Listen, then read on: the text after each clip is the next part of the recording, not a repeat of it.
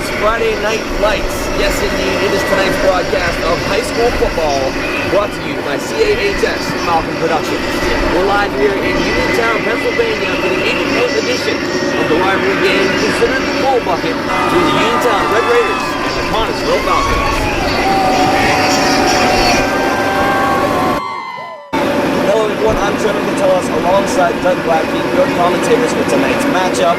Doug, this is a really great matchup we've seen for a lot of years. Connellsville's won the past 5 matchups, but I'm sure Uniontown's looking for a big bounce back in a win today. That's right, TK. It's been a great display of dominance over these past few seasons for Connellsville, but I'm sure Uniontown's hungry and looking for an upset. But let's not forget, this is a big matchup because this is the last matchup that we will see for a while, for about 3 years, because as we know with the PIAA, they do some scheduling switches from time to time, and this is one of those matchups that are impacted due to that role. Absolutely. We're looking forward to a fantastic game today between these two teams. There's always a lot of energy brought forth on both sides, on defense and offense. We have a couple of great impacted players here. Actually, some transfers from Uniontown to Ron. We're looking forward to step up in today's game as well. So we're looking forward to seeing that. Yeah, definitely. I mean, knowing that we have transfers from Uniontown to Connellsville just adds even more fuel to the fire, I think. And I feel like that's going to be a huge storyline throughout tonight's game. Absolutely. We're looking forward to a great one. We'll be back with you guys for the start of tonight's game in just a bit. Welcome in, ladies and gentlemen, to our main broadcast of tonight's event. Again, the game tonight, Uniontown Red Raiders versus the Connellsville Falcons in tonight's Coal Bucket. Again, I'm Trevor Connellsville alongside Doug Glackey. We're in for a great game, Doug. Yeah, we are. It's going to be a great one tonight. Great rivalry showdown between Connellsville and Uniontown, and I'm really looking forward to it. Absolutely. We're just getting ready for kickoff here, as it looks like Uniontown, well, they're not in position quite yet, but looks like Uniontown is our receiving team, getting the ball first in tonight's matchup.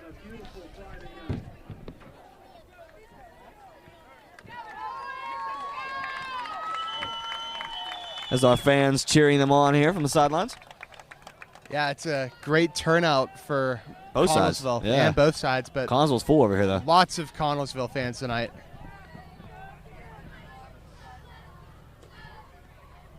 The ball is set. And Lucas Hammerly will be the kick for this opening game of the 2019-2020 season for the Falcons and the Red Raiders. Opening kick is an onside, and it's recovered, but a jump ball, and Connellsville says they have it.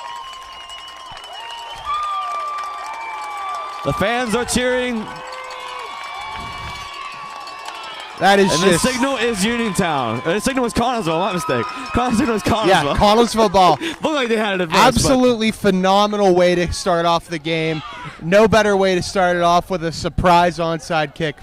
Would have put a dagger in the other team, right? I mean, honestly, you gotta just start with the foot on the gas and never let go. So here we go, first down and 10 here for Connellsville. Josh Mayer under center. This is his second-year starting quarterback position. Sends a man in motion, low snap. Mayer back to pass. Launches it across the middle, wide open, into the end zone. Touchdown, Falcons. It is Seth Coons on the reception for the grab. Yeah, it was just a great little pass right off the bat. Coons was wide open. Real quick start here for Connellsville. What a way to kick off the game. An onside kick followed by first play touchdown pass. Wow. Yeah, man. It's the type of stuff you write up in movies. Absolutely phenomenal stuff. It's almost like the Friday Night Lights movie. What is that? Is that what it's called? It's almost like the TV show, yeah. Yeah. Yeah. Remember the Titans or something like that? Yeah, I remember the Titans. Hammerly to attempt the extra point.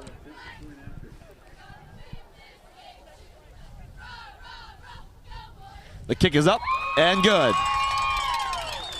So a great start for the Falcons to make it 7-0 with not even 30 seconds off the clock. Yeah, no, not even 30 seconds off the clock. We got 11:46 left to play in the first quarter here, so let's see if Uniontown will be able to answer. Do we have a flag on the play? Yes, there is a flag on the play.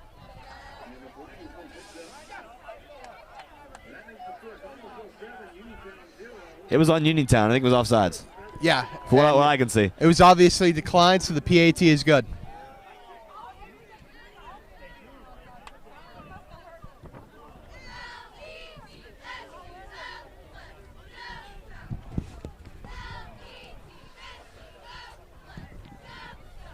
So this is kind of our preseason week here in high school football as the actual regular season starts next Friday night. We have a lot of the preseason rivalry matchups tonight. Of course, the one we're here tonight with Connellsville and Uniontown. The other two Uniontown schools also have their in-town rivalry between LH and AG tonight, Albert Gallatin. Lower Highlands, Albert Gallatin. And then if you head over to Westmoreland County, you have the Mount Pleasant and Southmoreland rivalry tonight.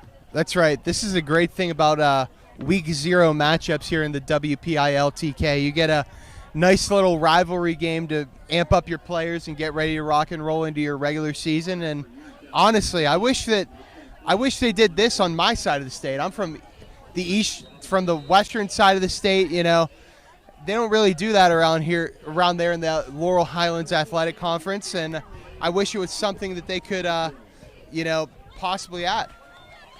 So as Hammerley attempts to kick off for the second time, we'll see if it's onside or if it's regular, and it is kicking deep and returned by Uniontown off the ground. He has some space and he has a hole. The Red Raiders taking off. And he is brought down, but what a gain on the kickoff return. All the way out to the 26-yard line. Yeah, this is one heck of a start here, as it's just going to be trading blow after blow between the Falcons and the Red Raiders. Wow.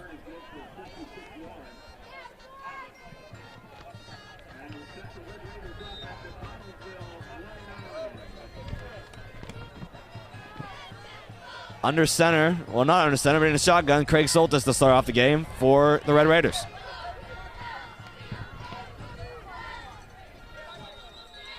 A flag on the play. Yeah, it looks like Uniontown jumped, so it's going to be a 5-yard penalty on Connellsville, and no, we'll be on Uniontown. Okay, I was actually. You were right the first time. I was on to something. Okay. Yeah, it looked like it was a encroachment call on Connellsville because of how they jumped the line. Right. Yeah. So it was a bit of a confusion there for me. Set up, 2 wide set, 1 in the slot. Soltis with the snap. Hands it off to Davis, and he has a little space. Still fighting forward, and he's brought down up at the 25-yard line. Yeah, that was a great block right off the line by a Uniontown player, and it allowed for a big gain. So after that 5-yard penalty, they basically just got it right back. Yeah, I mean, just keep fighting and, take back what you lost, I guess. Yeah, so it looks like 2nd and 6 here for the Red Raiders. Again in the shotgun. 3 wide receiver set, 1 in the slot of those 3. Soltis again with a snap. Looks to throw it, but he hands it off again to Davis. And Davis goes left once more. Brought down by the Falcons up at the 20, so a good 5-yard gain there. Yeah, a little RPO action there for the Red Raiders. Quarterback went into his cadence, was ready to throw the ball, decided to hand it off to his running back for a gain, and now it's 3rd and 1.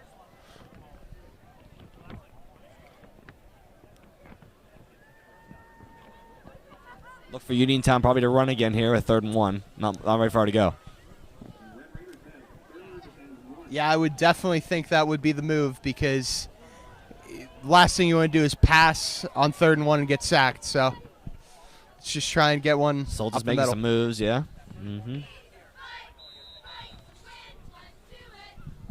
Timeout, Uniontown.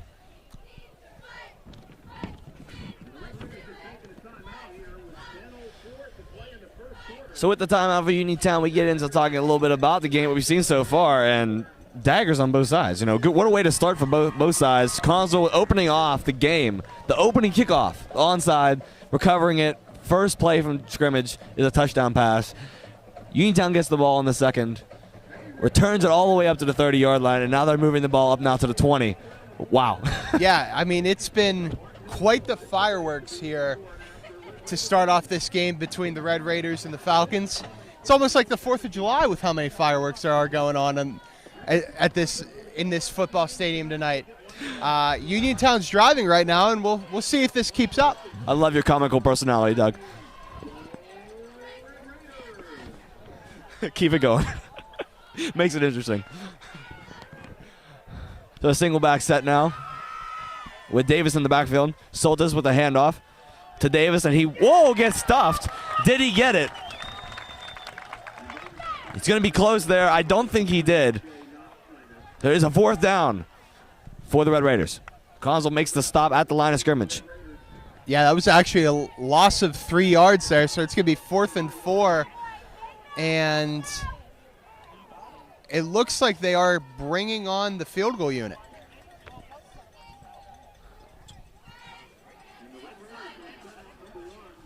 I think it's about a 45-yarder, isn't it? About a 45-yard kick? Yeah, it looks like that. Kind of surprised by this move. What a kick. And it is no good. Short by Omar Tunstall on the kick. Yeah, I was actually kind of shocked by that move, I'm surprised they went for that field goal. Kind of thought they would just go for it, maybe run a quick pass play, maybe run some slants, but nonetheless, it's Connellsville ball. Yeah, usually we don't see a whole lot of those really long field goals in high school football, but hey, it's worth a shot. If you got a kicker that's got the leg, give it a shot. Yeah, it's one of those things, especially in high school football. Most of your kickers are probably soccer players. Connellsville's kicker is a soccer player, yes. So you're right. So we're looking at it here. Connellsville with the ball back now in the gun. Oh, and a handoff to the running back as Mayer jumps out of the way on the handoff. That was a wonderful sell there by Mayer. He absolutely just faked out that snap, flailed out of the way, and it was a direct snap to the running back. And Hooper goes for a nice scamper of 4 yards. He always has the colorful socks on out there on the field. Blue shoes, red socks. You got to have the colorful. Oh, yeah, red, white, and blue, man. You have to go for it. So you have a 3 receiver set, all to the left. Mayer in the pistol formation. He's back, throws a screen, and he is stuffed in the backfield but loses the ball. And a scramble for it on the ground.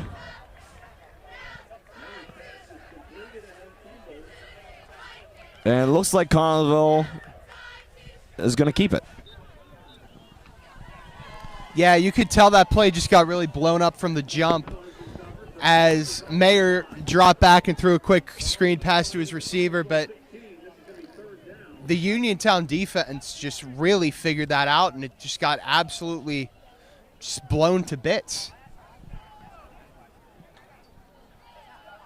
And Marietta really had nowhere to go on that pass. He got the ball. He was already stuffed in the backfield.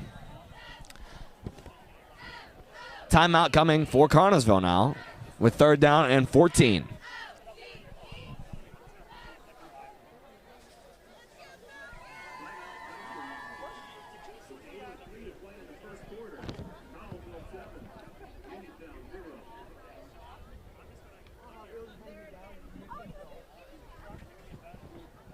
So we were talking about the week 0 matchups, the way they kind of pair each other with those rivals. We see that same thing in the NFL, so I was saying to see that carry over to the high school football as well, because we have the Giants and the Jets that take each other on in the NFL too. So that's pretty cool to see. Just different things like that.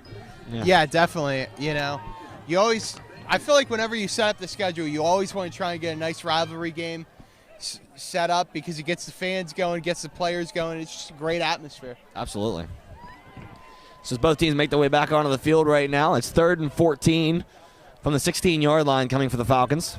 They'll look to pass here as they have 4 receivers set out wide. The Uniontown transfer, Kyron Craggett, in the backfield. The first time he's in the backfield tonight for the Falcons.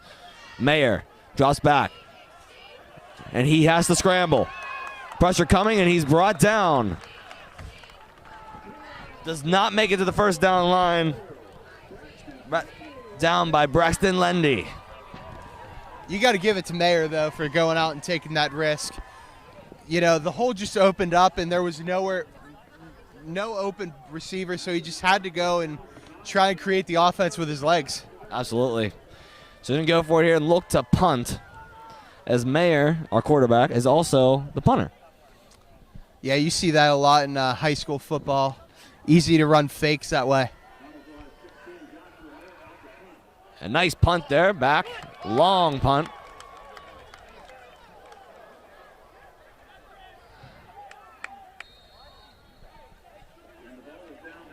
And down at the 37-yard line.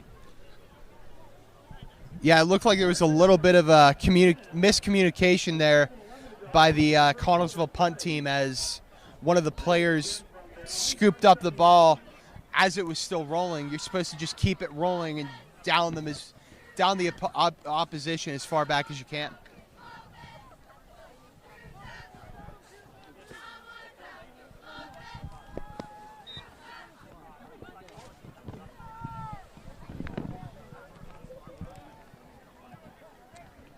So Uniontown back onto the field now. Soltis under center. As Connellsville still leads at 7-0. Soltis with the handoff to Davis. Davis has room left again, but he's brought down in the backfield. Not quite yet. He gets some yardage on that. Looks like a gain of about 5 for Davis once more. Yeah, the one thing I'm surprised about that I don't really see often is there's a lot of jersey grabbing. Yes. Early on. There's a lot of just guys grabbing jerseys just as a method to take down the opposing player. And I feel like that's just something you don't really see much in high school football. So it's 2nd down and 4. It was a gain of 6 in the last play. Soltis under center. 2 running backs. Handoff as he makes a move, and he cuts it left, and he breaks away again. Brought down after a nice chunk of yardage for a 1st down now for the Red Raiders. It's Torrey Robinson with a nice gain. Yeah, it was a really solid run there by Torrey Robinson, and I feel like it's just continuing to push the pace of this game. It's been pedal to the metal so far, and it's been one heck of a matchup and one heck of a start. Just on the comical ends of things, we have our rosters in front of us that we have online from the schools, and Torrey Robinson's number is incorrect from Uniontown. Yeah, you really see that a lot in high school football. There's just some people who don't keep up with max preps. And there he goes. It's Davis with a nice gain as he's pushed forward out to about the 27-yard line. No, I'm sorry, 24-yard line. What a gain on the run there. Yeah, this has been one heck of a start for the Red Raiders. They've been really pushing the agenda with their run offense, and they've been really just taking advantage of the Falcons and their lack of run defense. So it's been they've found a issue, and they're exploiting it.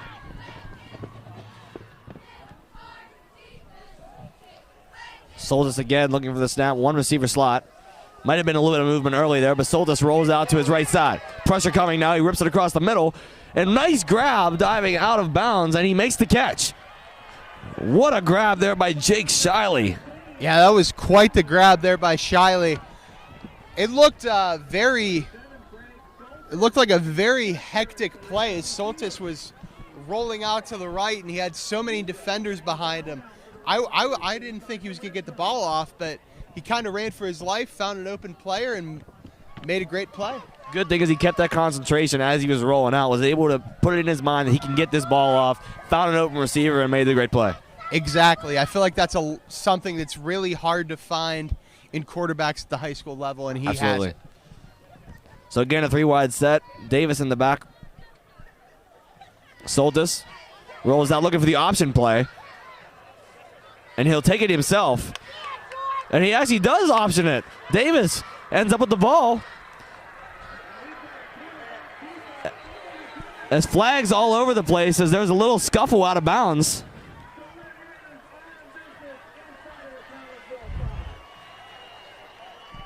So it's 1st and 10, looking for the 5-yard line. It's going to be 1st and goal. There was a little scuffle out of bounds there we kind of missed as we were reviewing the rosters. after that play. Torrey Robinson was a little shaken up after that play on a nice cut block by the Falcons coming across there. He was laying down for quite a bit there.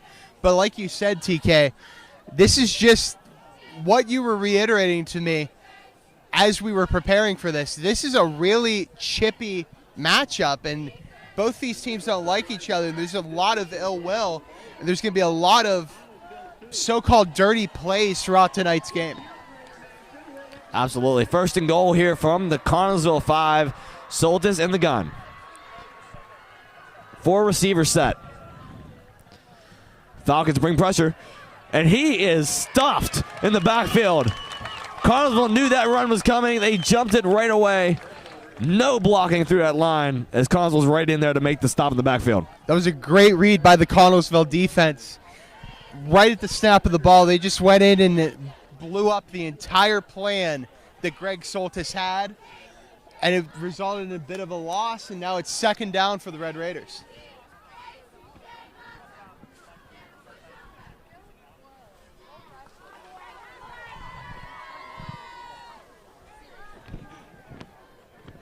Four receivers set again in the same formation. Running back opposite side here as Soltis ready to take the jump. And here he is rolling out to his right side. Again, pressure coming. Fires it end zone as he's hit as he throws, but it's incomplete. Yeah, you could tell he was really getting pressured there, and he kind of rushed that throw because he threw it at nobody. There was nobody open, nobody even there. And Soltis, a lot of talent we've seen from him so far. Only a freshman here at Uniontown High School. He has a long future ahead of him, and it looks to be a great one. Yeah, that's the key. If you could get a good young quarterback, a freshman or a sophomore, build your other positions around him, this could really be a start of a great few years and a great tradition for Uniontown football. So it's third down and goal now. Ball from the 5-yard line. Soltis handoff to David. Davis is stopped. He's had his way most of this first quarter of this game, and this time he is stopped in the backfield as Connellsville unleashes the brick wall. This has been an absolutely impressive performance by the Connellsville defense. I feel like the game plan so far has been get them in the red zone and then just absolutely tear the Uniontown offense to shreds, because that's what we've seen on back-to-back drives. Absolutely. Uniontown moved the ball pretty much all the way down the field and without much hesitation from Connellsville, but they get down in this red zone, and Connellsville has been an absolute brick wall. There's nothing getting past them right now. Yeah, I don't know what's up with Connellsville struggling in open space and open field, but they're absolutely phenomenal right now with this red zone defense. So it's looking again for the field goal attempt, and that one is good. Is good.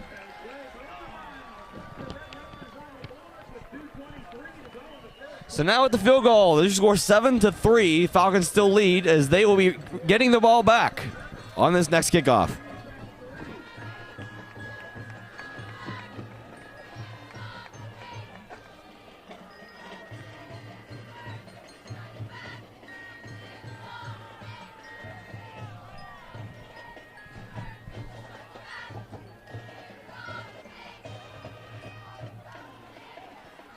So with 2 minutes and 23 seconds left to go in the first quarter, we have seen a very tight matchup between these two. No room to move on either side. Yeah, it's certainly been a treat so far, TK. Really great back-and-forth matchup. It's exactly what you expect to see in a rivalry game like this. Both teams are up, both teams are hype, and both teams are really playing well to start out this game. Both teams making their way back onto the field now for this kickoff after the field goal by the Uniontown Red Raiders. Connellsville set to return. It's Jason McBride and Ahmad Hooper back to return for the Falcons.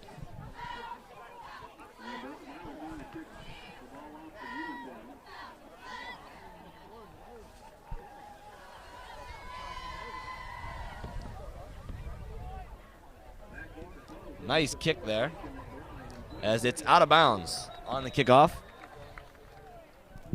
So the penalty flags are thrown, and Connellsville will get the ball back. Yeah, they're going to be gifted some really nice field position here too. So let's see if they can build off of what they had on their first drive after that surprise onside kick and see if they can establish a tone early on in this game.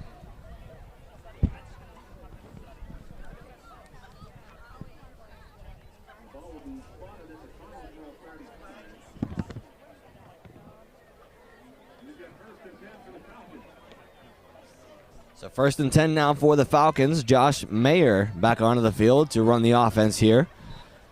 The Uniontown transfer, Kyron Craggett, in the backfield. In last year's game, Kyron Craggett was a Uniontown player. He ran all over this Connellsville defense. This year, he's been on the Connellsville team, and he takes his first rush of the game right here as Craggett bounces out, and he's got some space. Kyron Craggett into open field as he gets around 5 defenders into the end zone for the touchdown. And what a little revenge on his former team. Yeah, what a little revenge indeed.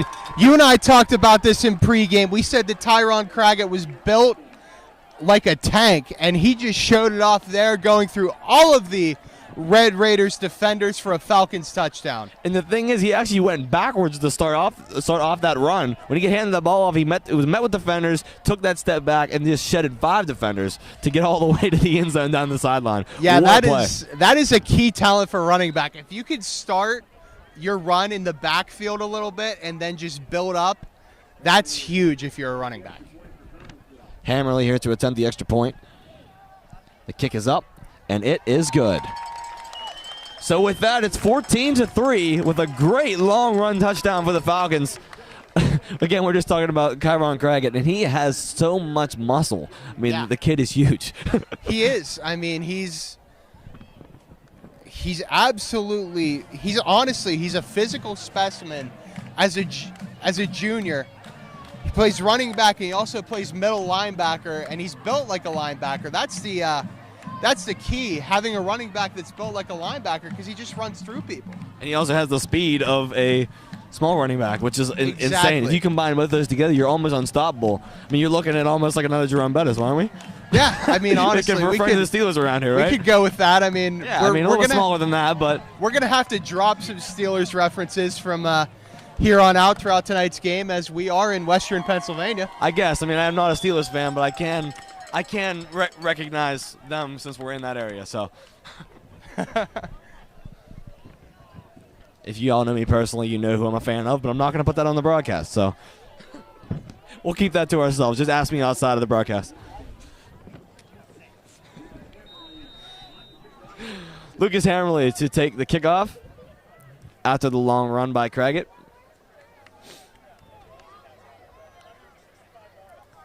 Hammerly squibs it, and it's fallen on by the Uniontown Red Raiders. Yeah, I think the strategy from here on out on kickoffs has to be onside and squibs, because you can tell that the hands team of Uniontown has been struggling so far. So you need to just exploit that and, try and get the football as often as you can and just keep pounding away and establishing a great lead in this game. As we have a little man running across the field to grab the kickoff tee. See, that's a young football player right there. Yeah, that's the great thing about high school football, is you always have random little kids running around. They have little unspecified jobs, and to them it means the world. It is, and it's kind of cool to see it too. They're getting involved early in that game. Yeah. And soon we all know they're going to be football players. Soltis with a big hit there. And a flag thrown late. They could be calling a targeting call on that. I think it could be, because I don't know if you saw, but Tyron Craggett came right through the middle and just led right with the shoulder into the Uniontown player. Kind of a hit on the defenseless. Yeah.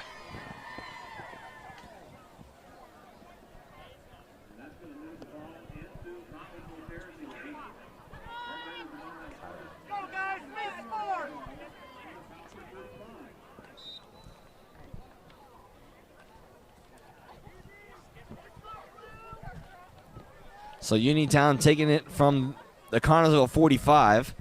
As Soltis in the backfield. It's good to see Robinson back in the game. He's set up right now in the slot. Soltis hands it off to Davis. Davis has the same run to the left side once more. A lot of jersey grabbing, and he's drugged down out at the 40 after a gain of about 5. Yeah, I think that might just be a trend here. Just that little power O to the left.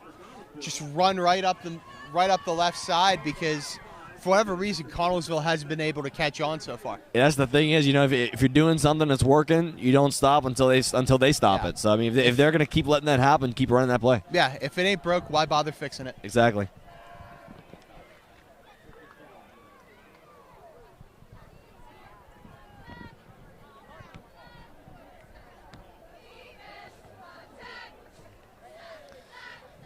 So it's 2nd and 5. Soltis in the gun. Here's a snap rolling right. Pressure coming. Soltis throws it away as there was no one open and pressure was being brought. Yeah, that was great pressure there. Oh, and late flags. Late flag. They might call something on the little chitter chatter was going on between Soltis and the defensive player at the end of that play.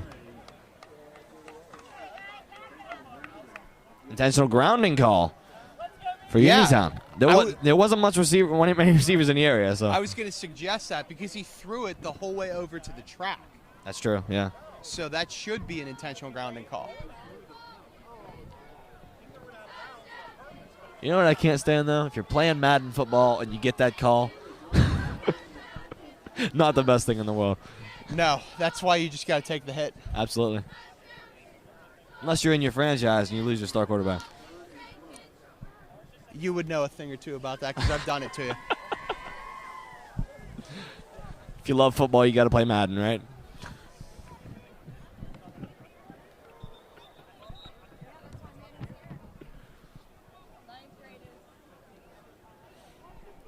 Seems to be a bit of a miscommunication between the officials.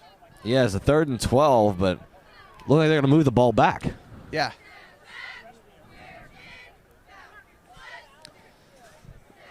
The overhead PA system from the on-field commentator is on the other side of the stadium, so we can't clearly hear what they're talking about, but ball's moved back and spotted at the 48 of the Red Raiders with a 3rd and 17.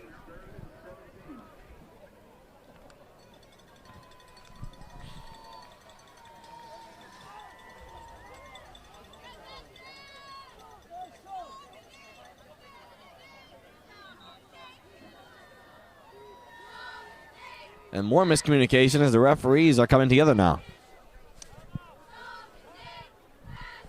So it looks like, I thought it was going to be a timeout, but the officiates are just officiating. Yeah, they're just conversing, trying to make sure that everything goes perfect to a T here.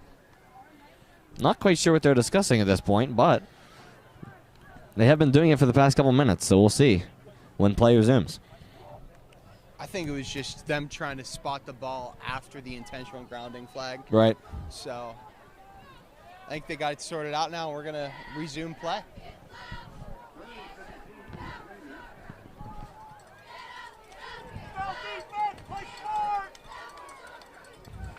So 3rd down and 17 is Soltis in the gun.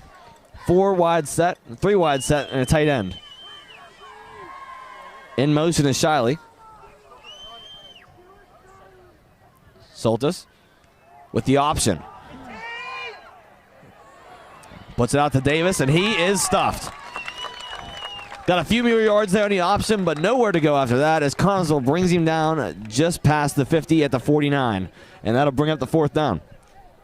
That was the perfect bait play there on the option by Soltis as he baited 2 Connellsville defenders into coming over to him, and he just shuttled it off to his running back, tried to get the gain, but it's still 4th and 14. Also, I'm kind of surprised they ran an option on 3rd and long. Yeah, 3rd and 17. Yeah. I would have passed, but Honestly, that's just me. At that point, you got to throw the ball deep and see what happens. Yeah, so it looks like a timeout called here beforehand. Oh, I'm sorry. It's the end of the first quarter. Yes. 14-3 at the end of the first quarter. Connellsville leading it over Uniontown. 14-3.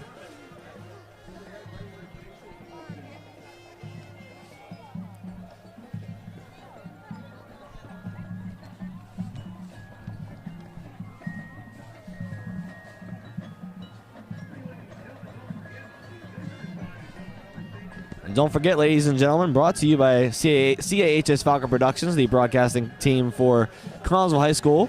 You can check out all of their games, the home broadcasts that they do live in Connellsville Stadium on their YouTube channel at CAHS Falcon Productions. I believe we do some basketball games as well and a few hockey here and there. So make sure to check out the rest of their broadcasts as well from time to time. Again, it's CAHS Falcon Productions and on the Connellsville Armstrong Cable Network, Channel 20 and 201.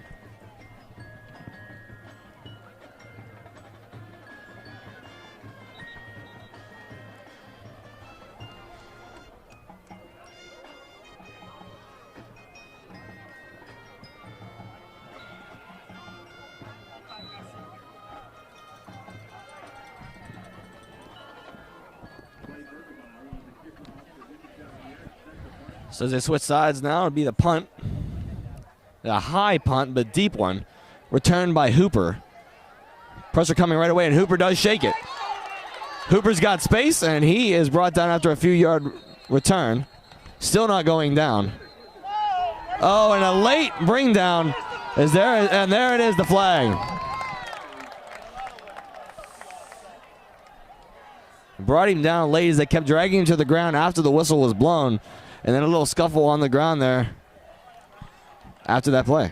Yeah, it looked like Hooper, as he was getting pulled down, the Uniontown defender continued to just exert his presence onto him, and Hooper didn't like that. So I think this might be two offsetting 15-yard penalties.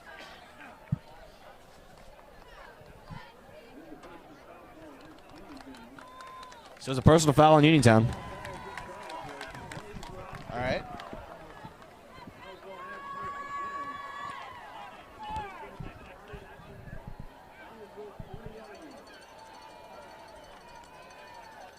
And with personal fouls, you can only have 2 personal fouls in a game, and then you're out, right?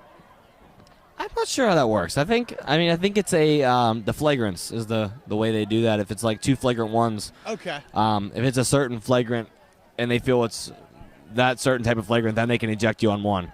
Yeah. Nice run there up the gut for the Falcons. Like that ball taken by Craggett.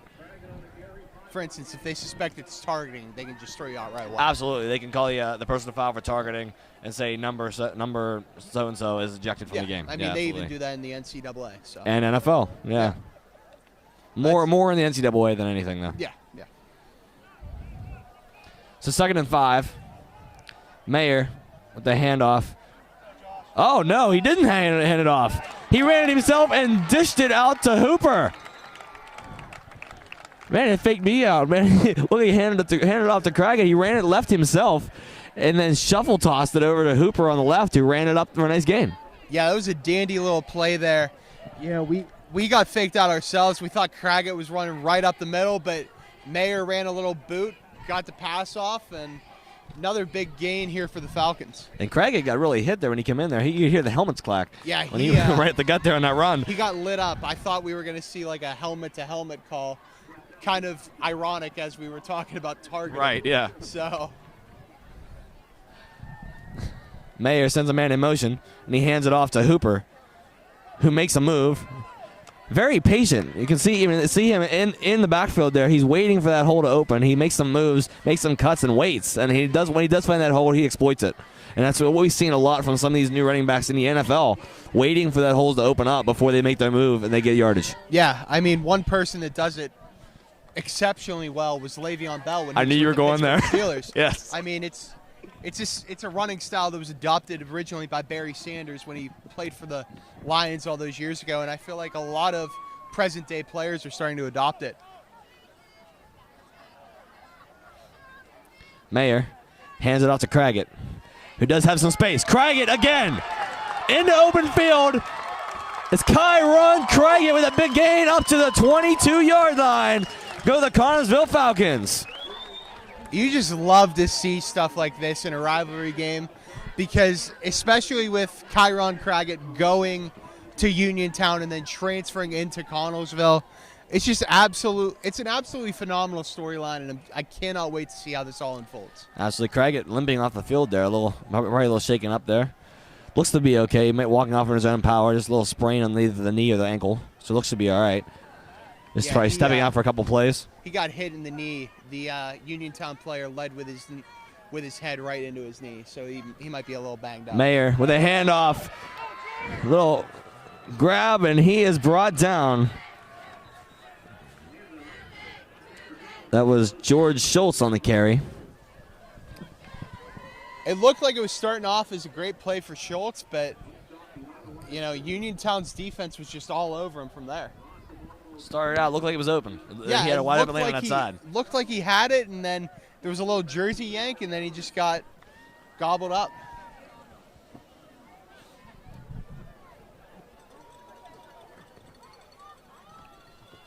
So 2nd and 12 for the Falcons. Mayer sends a man in motion. He'll back to pass. Pressure coming. Throws it. Wide open, but overthrows him. He was looking for Seth Coons once again. Just overshot the target. He was wide open in that left corner of the end zone. Nothing around him. It looked like a carbon copy of the first play from scrimmage. Absolutely. It was just it was the same play. Yeah, it was literally the same play right to Seth Coons. He was just unable to come up with it.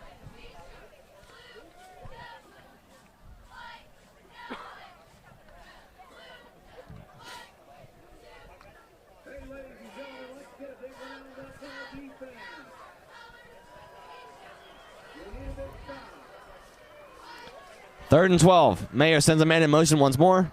Draws back. Pressure coming. Mayer has to step through it. And he is dropped.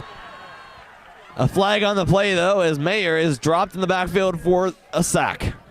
It looked like Mayer had it at first. It looked like he had that opening. It looked like he was able to shake all the defenders and go for a gain, but just got one of the Uniontown players just got him at the last second.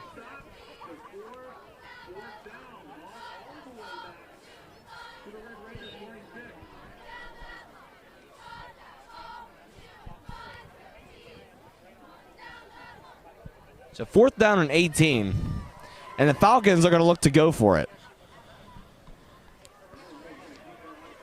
As they're going to keep Schultz in the backfield. Craggett's still on the sideline, as far as I can see.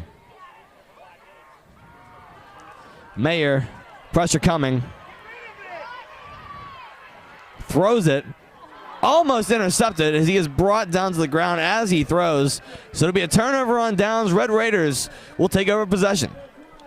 Yeah, I'll tell you what, man. Mayer is very lucky that he did not throw that interception right at the Uniontown player, because you'd much rather them have the field positioning they have now than potentially take an interception and take it back for a farther gain. There wasn't much defenders between that Uniontown player and the end zone. Yeah, he could easily, it was mostly Uniontown players, so there could have been a bunch of blocks he could all have the way. just caught it and just been a straight Absolutely, shot yeah. part in the Red Sea. You almost had a big 6 coming there. Yeah.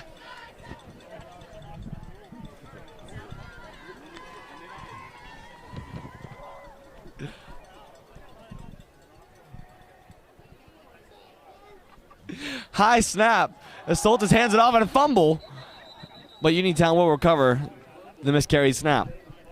Figured we'd give an update. Kyron Craggett is back on the field. Absolutely, yes. He's lined up at linebacker. Good to see that he's back out there. He's definitely a critical part to this Connellsville team. Yeah, not only is he a critical part on offense, he's quite the critical part on defense. Right, playing that middle linebacker position, holding it together. I mean, that's basically, middle linebacker is basically the quarterback of the defense. Yes, calling the shots. Yeah.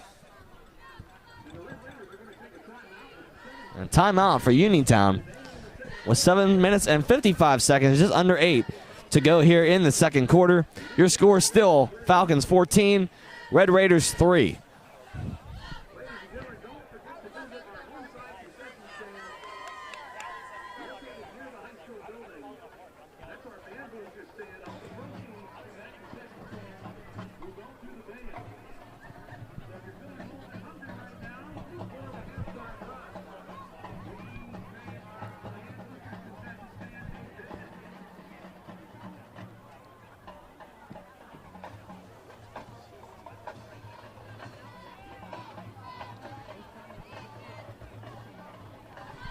Nice weather out here for the game tonight as well.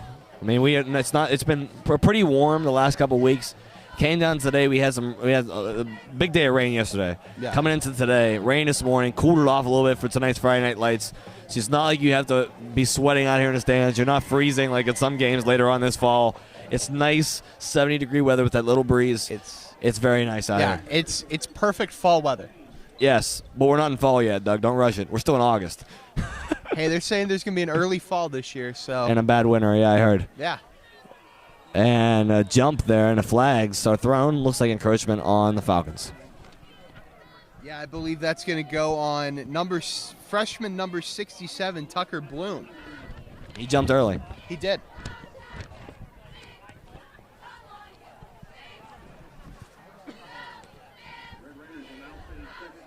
I'm sorry, that was a false start. Completely against what we just said. It's hard to see what we're over here. That's what happened the first time. It is. It's exactly what happened the first time. Guess we just call what we think, right? I guess so.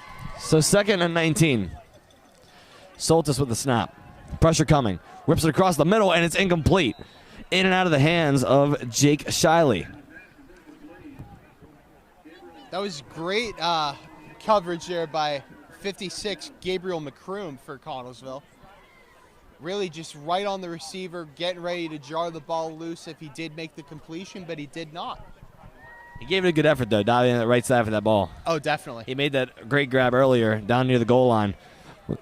So we definitely can expect to see that he can make those grabs.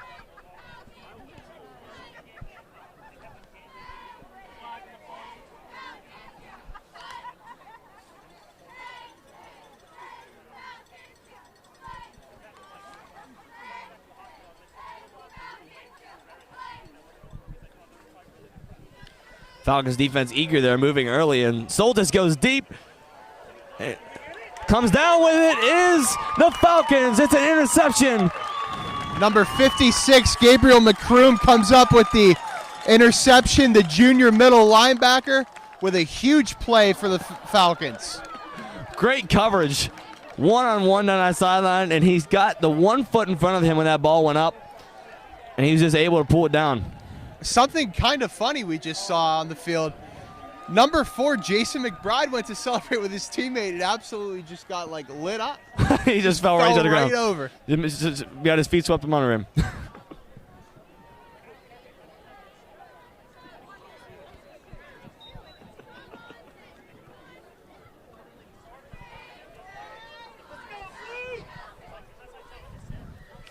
Here go the Falcons in the pistol formation. Mayer, the handoff to Craggett. He loses the football. Looks like he does fall on it, and he does. It's almost a devastating situation there as the ball came loose, but luckily he's able to fall right down on it. Yeah, we almost went from one extreme to the next. Absolutely. We went from an interception a manic high to a manic low.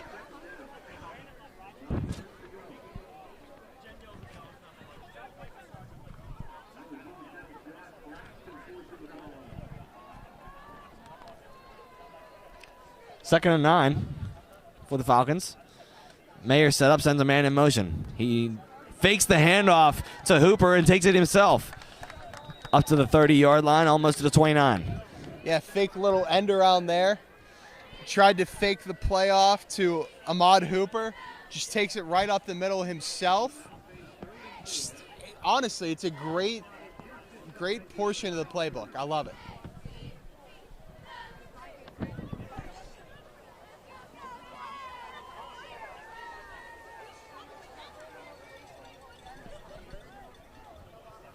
Third down and 4. Mayer sends a man in motion again.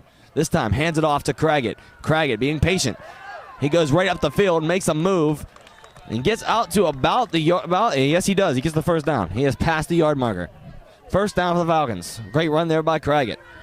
Yeah, that was the first non-major run by Craggett, but he still got his job done. Got the first down, and now we're going to keep moving the chains here. Sometimes those little runs that get you to first downs mean a lot more than some of those big runs. Definitely. It's always about the little things rather than the huge play. Absolutely. It's that consistency that keeps them going, keeps them moving down the field. As long as you pick up that first down, doesn't matter which way you get it. Exactly. As the sun beginning to set on us here in Uniontown, Pennsylvania. There's a low snap as Mayer has the fall on it. So after picking up the first down, they go backwards to where they were after a long, low snap backwards. As Connellsville luckily able to recover. Yeah, that was a really unfortunate play there for the Falcons. You had Josh Mayer in his cadence, ready for the snap, and it just went right through his legs, went 5-hole.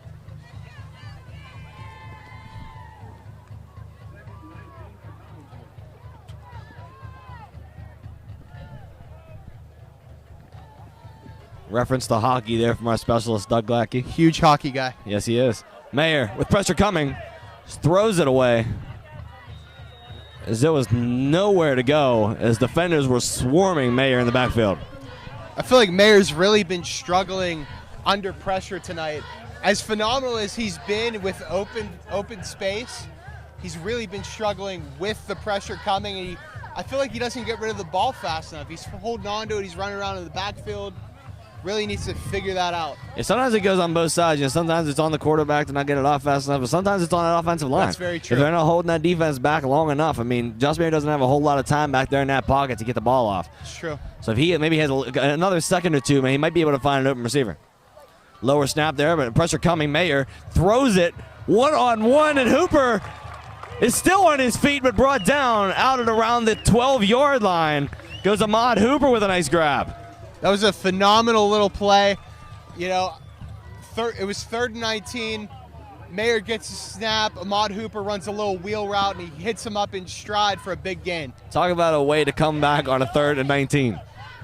Yes. He had that little curl route. He got right up in his face with the defensive back, but then made that little wheel route out to the left side, had him beat by a step, and Mayer had that good looks to find him open and see he had his man beat to get that ball in there. Yeah, it was actually rather interesting. It was a little curl route, and then he hitched into a wheel. It was a great play. Yeah, it was a great move. Great little improvisation there. It also takes a great receiver to be able to execute that move and beat the defensive back as well. Exactly. So great move from Hooper. Mayer with a snap looking to pass. Pressure coming, and he is hit in the end zone, and a flag is thrown. Be pass interference on Jake Shiley as Marietta was decked in the end zone. Yeah, he really was decked in the end zone. That's one of those senseless plays. It wasn't even getting thrown to, and Shiley just decided to throw him. And Shiley pleading his case with the referee, but it was a clear hit on a receiver who had no intentions on catching that ball.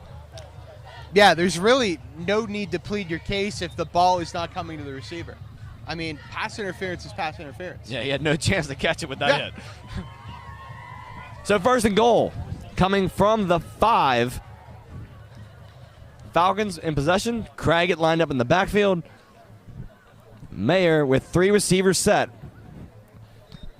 Ready to maybe punch it in here for another touchdown. Mayer with a snap, and he does indeed hand it to Craggett, who's powering forward and brought down at the line of scrimmage by that Red Raider defense. They put up the brick wall this time on the Falcons. Yeah, it's little turntables are shifting here as the Falcons are now driving in the red zone, and the Red Raiders are really just putting up that brick wall of a defense and trying to stall their touchdown efforts. Yeah, their progress is pretty much stalled with that play. Yeah, for sure.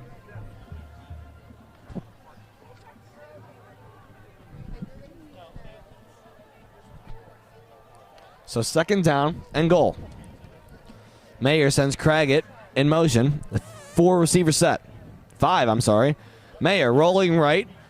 Pressure coming. Mayer fires end zone, and it's intercepted. Picked off by Jake Shiley. So he makes up for that pass interference call we had on him with an interception in the goal line, brought out to about the 5. Red Raiders take possession. That was a really bad decision by Mayer, but what a hit he laid on Shiley.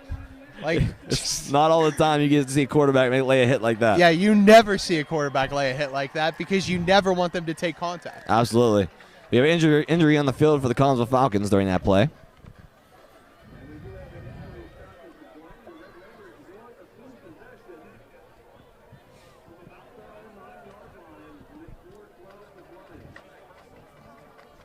think honestly with Mayer there, if he'd have thrown a little more to the right corner of the end zone, he'd have maybe had his target above the head of Shiley there. But just because it was a little shorter, a little lower, Shiley was able to get his hands right on it. Yeah, I totally agree with you there. It's one of those things whenever you're throwing the ball in that small of a space, it's always a toss-up. It's always going to be a 50-50 play because it's like you're throwing in a phone booth. It's a great analogy. I like that. Good to see he's okay, making his way out of the field. That was senior number 72, Cole Berner, getting up on the play.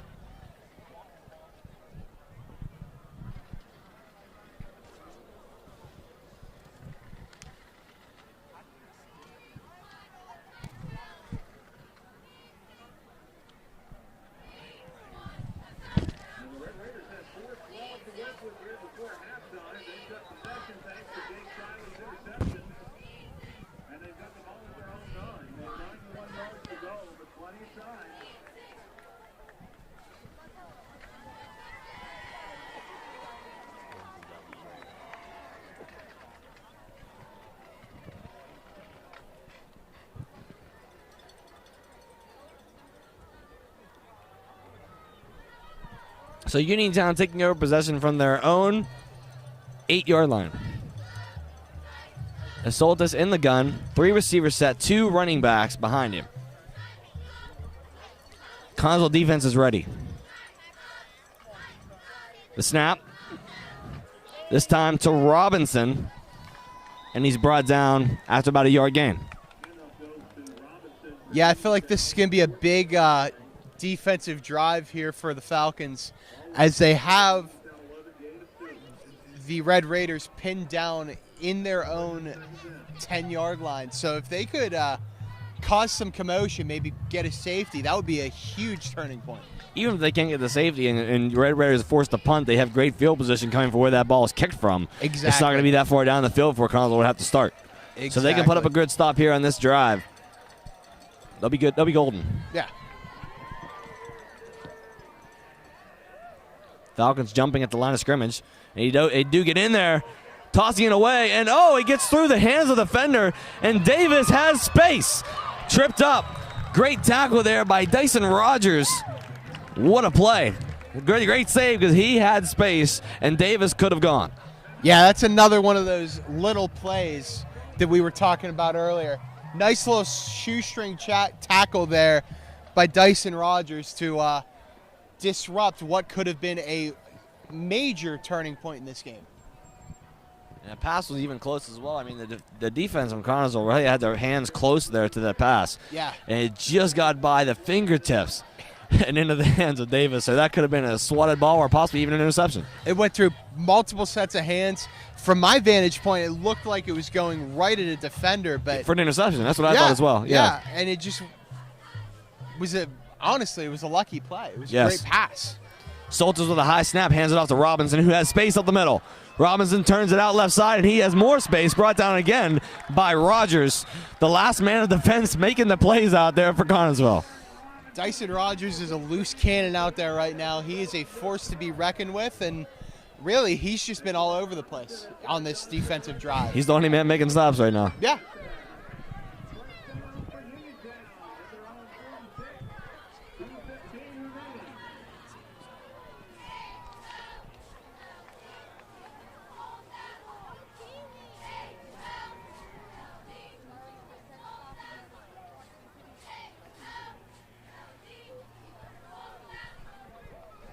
So here we go.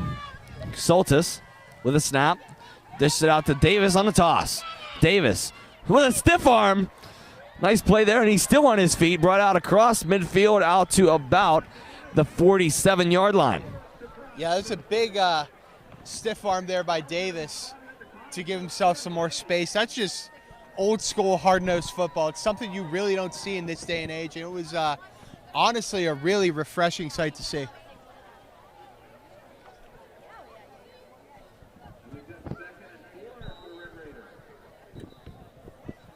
Looks to be a timeout called for Uniontown. Yeah, it's getting to that point in the half where time's running low and teams are just going to burn all of their timeouts basically for the sake of burning all of their timeouts. We get that, and then some of the times, that they didn't get out of bounds on that last play, so in hopes to save that time, maybe get a score in the last minute and a half here, they're going to burn the timeout, come up with a good play to get them downfield again, call another one, and just keep calling them until they're used up to get down the field as far as they can in hopes to score. Yeah, at this point, late in halves and late in games, coaches have to be tacticians. They have to be phenomenal with clock management. And you see that a lot at all levels. Even NFL coaches struggle with it. I mean, look at Andy Reid. That's right, yes.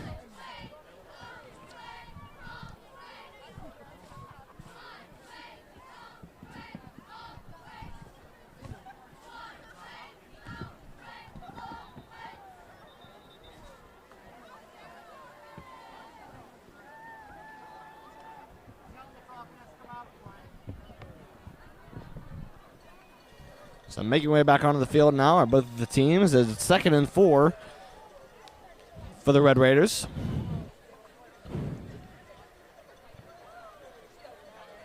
Let's go, defense!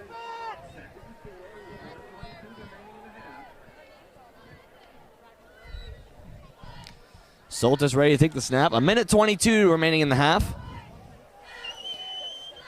Here's Soltis with the snap. A toss again to Davis. This has been a mostly run offense here for this Red Raiders team. He has some space and brought down by a host of Connellsville defenders out of bounds over on the Uniontown sideline up to about the 31-yard line.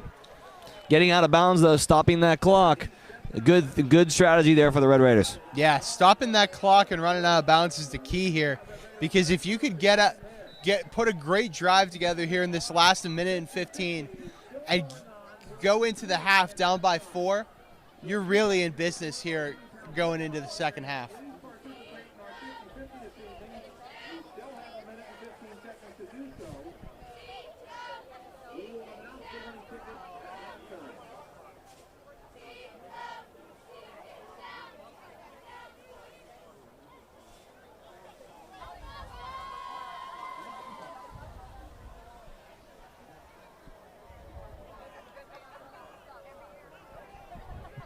And Soltis back in the gun. 3 receivers set, one of them in the slot, rolling out. Soltis gonna take a hit in the backfield, brought down by Tyler Fasella. Wow. Yeah, it was a great little play there for the Falcons. Soltis was just running around in his backfield, looked like he ran into one of his linemen, and Tyler Fasella just comes in to finish up the job. And clock is running. No timeout called for the Red Raiders. They should have at least one more, unless they're out of them. I'm not sure. I'm pretty sure they're out of timeouts. They may have been out of timeouts. Sure They called some early ones there in the half. So Soltis with 34 seconds to make something happen. Waiting for that clock to roll down a little bit. Not sure why. They're trailing. Soltis rolling to his right, looking to pass. Fires one deep right side, and this one is hauled in.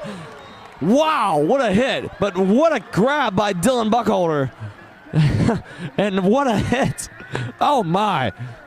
Yeah, I mean, that was a great catch, but an even greater hit there by none other than Dyson Rogers. Wow. He come flying out of nowhere to hit him out of bounds. 20 seconds to go here in the half. Uniontown on the 18-yard line of the Falcons, looking to make something happen here before halftime to carry that momentum into the locker room. Soltis with 20 seconds to go. Here's the snap. Pressure coming quickly. Rolls out away from it. Soltis end zone. This one is tipped and incomplete. 2 defenders back, and in the face of Dyson Rogers there was Jake Shiley. There's still some discussion going on between those two. Some chattering. Wow. That was a great little tip and play. An injury in the end zone. Yeah, that was a great little tip play. You thought that Derek Porterfield would have been able to come up with the grab, but still, great pass breakup.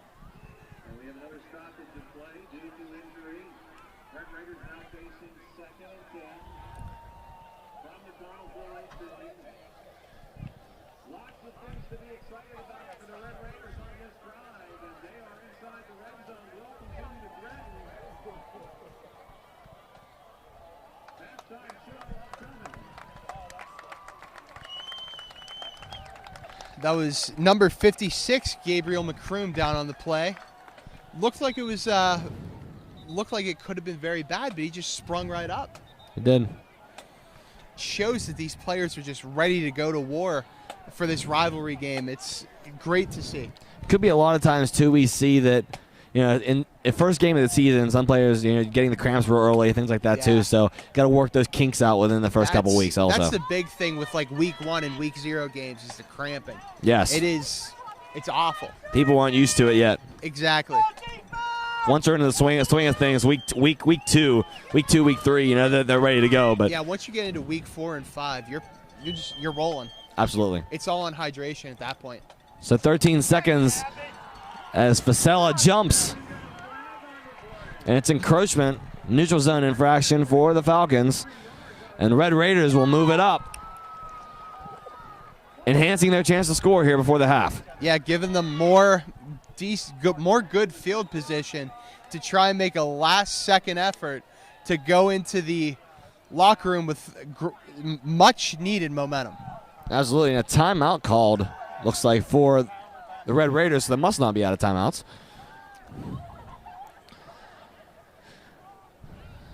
As they're going to discuss what they can do here with 13 to go in order to score. Connellsville needs to stack up the defense here on this play to make sure they don't. Yeah, you need to just start stacking the box and hope for the best, but the only issue with stacking the box is they could really get a pass off on you over the middle, and so it's a huge gamble at this point in the game. Absolutely. So both teams discussing, see what they can pull off here.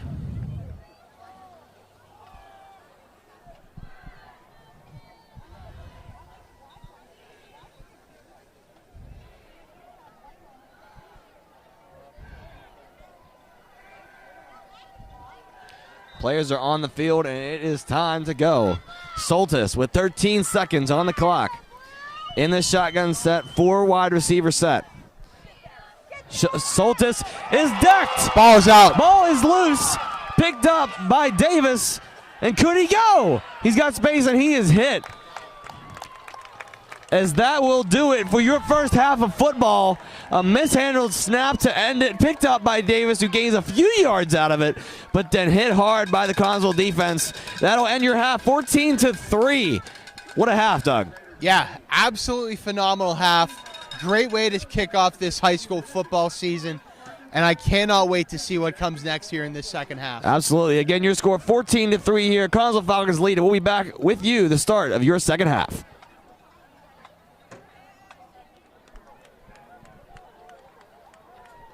Back here for the start of the second half, live from Uniontown High School in Uniontown, Pennsylvania. It's the coal bucket rivalry between Uniontown Red Raiders and the Connellsville Falcons. Your score at the end of one half was 14-3 in favor of the Falcons. We're ready here to start our second half. Doug, give us your insight, what you've seen on so far throughout this first half, and what we're looking to see maybe here and coming in the second. It's been a really back-and-forth battle so far. It's been really chippy, really physical. You can tell both teams absolutely despise each other, and I love that. But the big thing I think we're looking for here is how Connellsville can capitalize receiving the ball whenever they started the game with that surprise onside kick. So they're basically receiving the ball in both halves. Yes. They could easily come out and score in the opening drive of both the first half and the second half and continue to set the tone and have the Red Raiders on their heels. They could, but Connellsville's receiving this second half, so they're not going to kick for sure. I said that they were. Yeah, you did. Yeah, absolutely.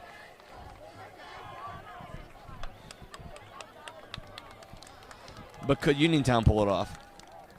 I mean, if they could pull something off here right off the bat, where they can force a turnover or have an onside kick like Connellsville did, that's a huge step in the right direction for them to start out this half. Well, we will see what happens as we're lined up for the kickoff to start off this second half at Uniontown High School. Here we go.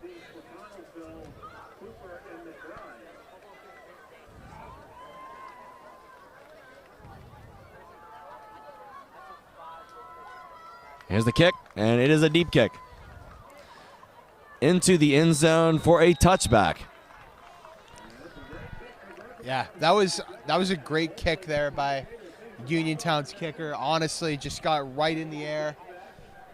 You know, got him down in the end zone, which is what you want, because the last thing you want is for them to take it out and to have a big gain to start the half. I used to be a kicker. Do you know that? Did not. I once tried to be a kicker. That lasted all of 3 days. I was a kicker throughout my junior high career. Well, not junior. Well, yeah, started the junior high career and boosters, 5th and 6th grade. I was a kicker. So, meanwhile, Josh Mayer is now under center for the snap. 3 wide set. Hooper in motion. Hands it off to Craggett. Stuffed in the backfield. Defense right in there. It's number 22, Dakota Buckholder, bringing Craggett down in the backfield. Yeah, there we go. The Red Raiders just started off. They're going to try to set the tone on defense, force a punt, force a 3 and out, and try to claw back into this game. They are trailing, so getting a play like that really boosts the momentum on that defensive side. Josh Mayer in the same formation. Craggett behind him, making motions. Mayer with the snap. Does hand it to Craggett again. Craggett this time with a little bit of space. And he's up across for a gain of about 3. Oh, and some pinning in the backfield. A little bit of another scuffle on the ground between Uniontown and Connellsville. Yeah, that's like I said whenever we first opened the second half. Both these teams don't like each other. It causes them to do foolish things. They're getting a little chippy. Yeah, definitely. The more this game goes on, we'll see more and more of it. I wouldn't even say they're getting just a little chippy. They've getting been chippy. Really chippy. I guess they've been chippy. We're just getting to that point. Yeah. So moving it all the way up now to the 33-yard line. The Falcons will take over 1st and 10. I mean, that's a huge break, too, for Connellsville. Oh, absolutely. That's like a 15-yard gain. Yeah, exactly. Whenever you didn't have field position to begin with. Yes. In motion goes McBride. Mayer hands out to Craggett, who's got room. Craggett up the middle of the field. It's a foot race, and Craggett is going to win it. Touchdown, Falcons. Absolutely phenomenal. 66 yards or 67 yards right to the house. Have yourself a night, Kyron Craggett. Wow. He exploits the defensive side so well, finding the opening and bursting through it as soon as he finds it. He's got the speed, the agility, and the strength to make sure he can get to the end zone. It's like he's a magnet. Yes. He just runs through and everybody else just steps to the side. Yeah, he's the positive charge and they're all the negatives. They Yes, just bounce off. exactly. I always think of the rubber duck effect. You know, you hit them and they bounce right off. Yes. Extra point is up and good by Hammerly. And that'll make the score 21-3 in favor of the Falcons after a 67-yard rush by Kyron Craggett. This one's going to start getting fun here. Because I think so. As the lead starts to increase, I think the physical play and the animosity is just going to continue to rise. Yes, this is going to continue to keep going higher and higher. Both these teams amp up the momentum heading towards this end of the game and the end of the stretch. For whoever wins this cold bucket is going to keep it for a couple years. So they got to put all their energy forward in hopes to get this win tonight so that they are the ones that hold on to that trophy. Exactly. This has a lot more tension, this matchup does, than it would normally, because these teams aren't going to play each other for 3 years. They might scrimmage each other, but that is nowhere near the level of actually playing organized football against one another. Absolutely. So Hammerly setting up to kick off now for the Falcons after that touchdown. Back deep to return is Robinson and Davis, the 2 running backs for the Red Raiders. Uniontown bringing men forward in defense in case of an onside kick. And now dropping it back after a motion by the Red Raider captain.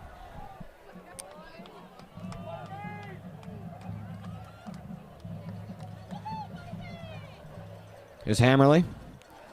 And a squib kick. Oh! Hits the defender. Hits the return man right in the chest on that squib. Wow. Yeah, this is a rough night for the up men of the, The return Red team, yeah. Raiders special teams unit, because they are just, they're obviously trying to just catch the ball, but it's like they're just getting sniped. They just and it's just like they just fall over.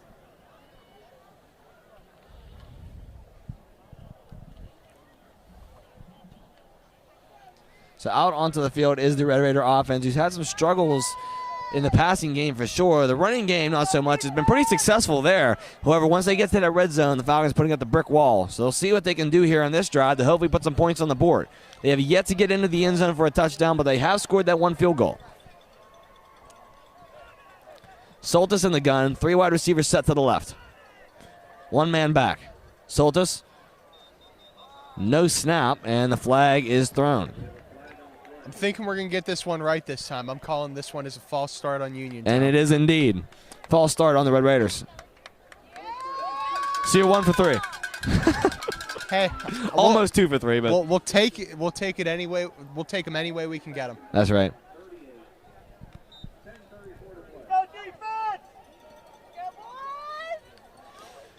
So first and 15. My mistake on the false start. So first and 15. Now Soltis back in the gun once more. Hands off to Davis. Davis right side instead of left this time. And Ahmad Hooper hits him out of bounds with a little assistance there from McCrum. Yeah, Dyson Rogers was in on that tackle again. He's had one heck of a night here on the defensive side of the ball. And he is going to be a huge key to this Connellsville defense here in this second half.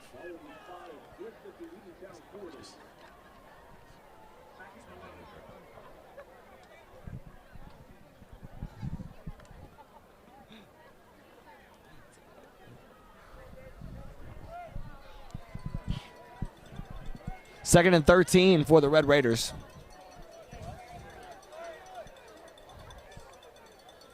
Making some formation shifts now. Is Soltis calling the shots. Soltis again with a handoff to Davis, who takes it left. It's his favorite side, and he has some room. Soltis out to the 49-yard line with a nice gain. Yeah, that was another good little fake option play there for Uniontown. I'm just starting to get surprised that Connellsville has struggled to pick up on this run to the left side of the field. Yeah, that power run left side just continues to beat them every time for a good gain of at least 4 to 5 average. And, little runs like that just move you right at the field. If you're doing that for 2 plays, you have a first down every time. For a gain of 5 yards, exactly. Just 2 plays is a touchdown. It's a first down. So that's an easy way to move that ball if Connellsville continues to not be able to stop it. So 3rd and 5. And Connellsville jumps the snap once again.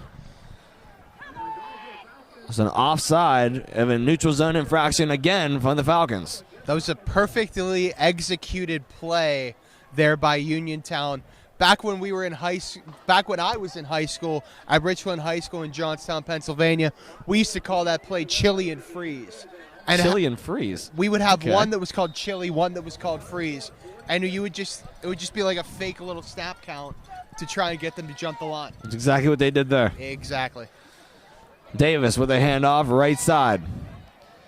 And he is brought down, dropped at the line of scrimmage by the Falcons. Kyron Craggett in on the tackle with some assistance by Schultz and Hooper. Just great form by Craggett. Was able to just wrap up, bring down the Uniontown player, not letting him to get loose for a larger gain.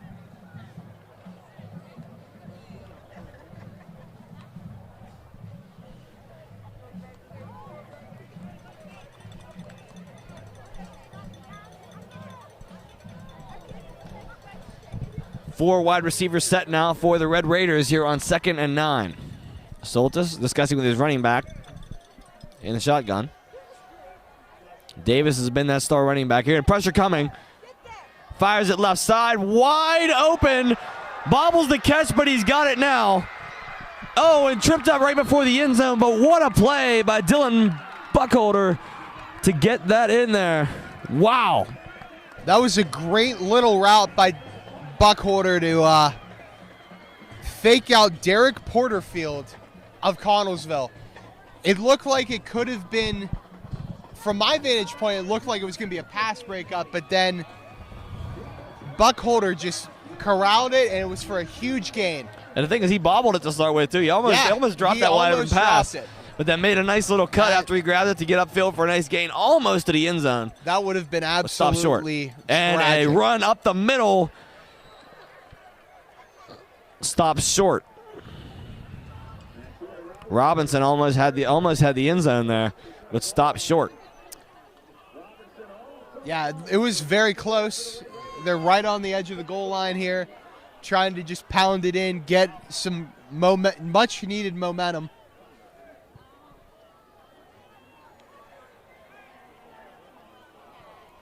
And a bunch it's a wildcat formation here. Robinson is in the gun. And a timeout called.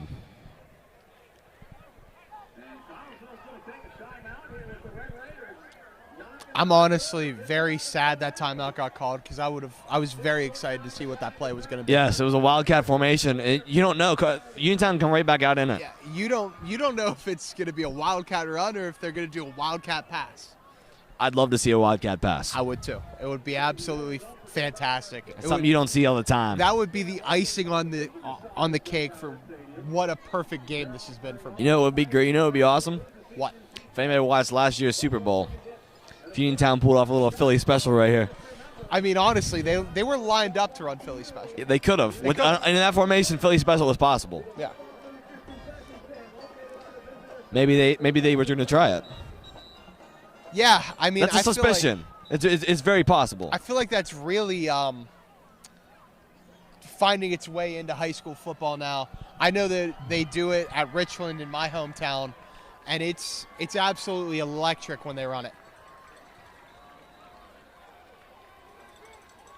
Now, the thing is that they do it before the Super Bowl or after? Oh, way after. Oh, okay. It was a flags thrown as they were in a wildcat formation yet again. 2 running backs back. Robinson to take the snap, though. And Coach Cedric Lloyd is about halfway onto the field right now. The coach for Uniontown trying to call the plays to his team. Defense piled up now as Robinson again gets the snap and hands it off to the right side to Davis, who is stopped short. He can't get in. That was a great play. Great awareness there by some of the Connellsville defenders to go over and take that right side of the field just in case they didn't run it right up the middle. They knew what to call. Yeah, they knew what was going on.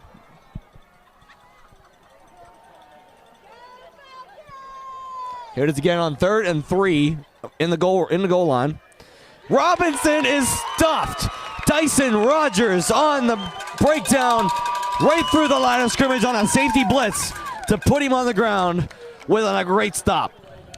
Yeah, it was a great stop by the Connellsville defense. It looks like it's happening again here, TK. It looks like we're into the goal line, into the red zone, and the brick wall is just going right back up for Connellsville. Wow. Uniontown cannot get anything going here in the red zone. As they struggle with that all game, they get all the way down the field on simple run plays, and then the big pass play, of course, on this one that went to Buckholder. But cutting down in this red zone, and Connellsville has just shut everything down from start to finish. So on 4th and 10, they're going to go for it. Technically still 4th and goal. Soltis in the gun. Looks to snap. Pressure coming. Throws it. And this one is incomplete. Right through the hands of Kyron Craggett, who could have had the interception. But anyway, it's a turnover on downs for Uniontown. Connellsville to take it over at their own 10-yard line. The red zone woes continue here for the Red Raiders. It's very unfortunate because without these red zone woes, this game is just a back-and-forth shootout. It could be, yes. It could have been.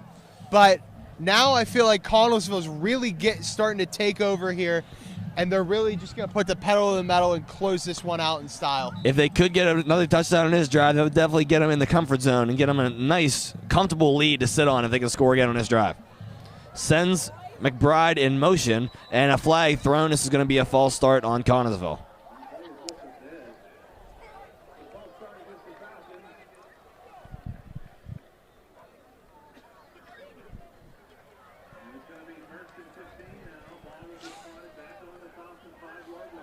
So starting now from their 5 on a 1st and 15 for the Falcons. So have to come up with something even more enticing to get the defense fooled.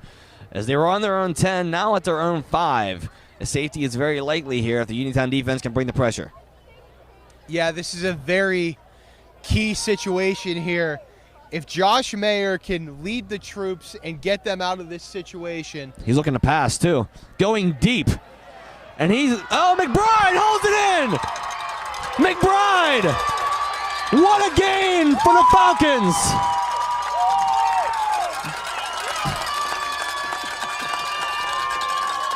Jason McBride able to haul it in off the bobble. He bobbled the same thing just happened in Uniontown, but he brought it in, and it was a foot race down the field, taking it all the way into enemy territory for a huge gain.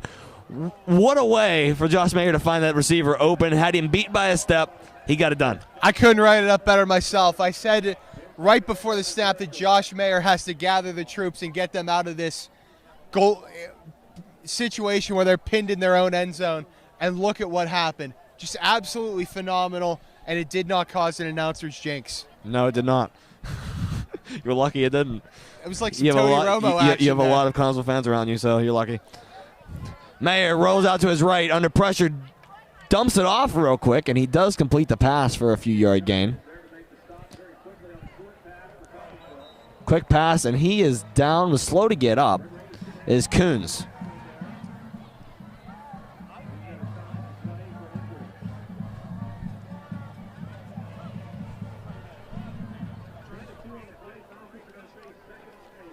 So Coons getting up now. Good to see he's okay. He's going to walk off under his own power.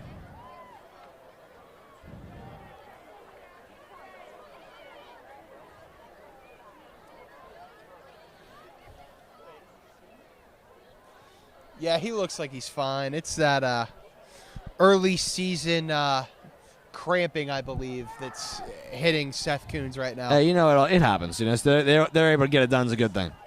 Yeah. Pretty sure he'll be back in the game, too. He doesn't look too bad, so he should be good. Yeah, no, he'll be fine. In motion is McBride. There's Mayer. Hands it off to Craggett. Craggett's got space. And taken out by the legs there. Good tackle by Dakota Burkholder. Something that I've been noticing here is that the Uniontown defense is continuously targeting Craggett's legs. Well, it seems like the only way they can bring him down. That's very He's a little true. stronger on That's top. very true. We've seen him earlier in this game that he sheds tackles very easily on a high tackle. Yeah. So if they go for his legs, it seems to be the easiest way to take him out. So Uniontown's definitely keying in on that factor. Yeah, it's like if you try and go up high on him, he's probably going to end up shedding you, so you got to go down low. Yep, it's your only option. If you miss down low, well, goodbye. Yeah. Craggett's got the speed to beat you, too. Dumps it off. Craggett blows over him. And Craggett with a nice gain there on a dump off screen.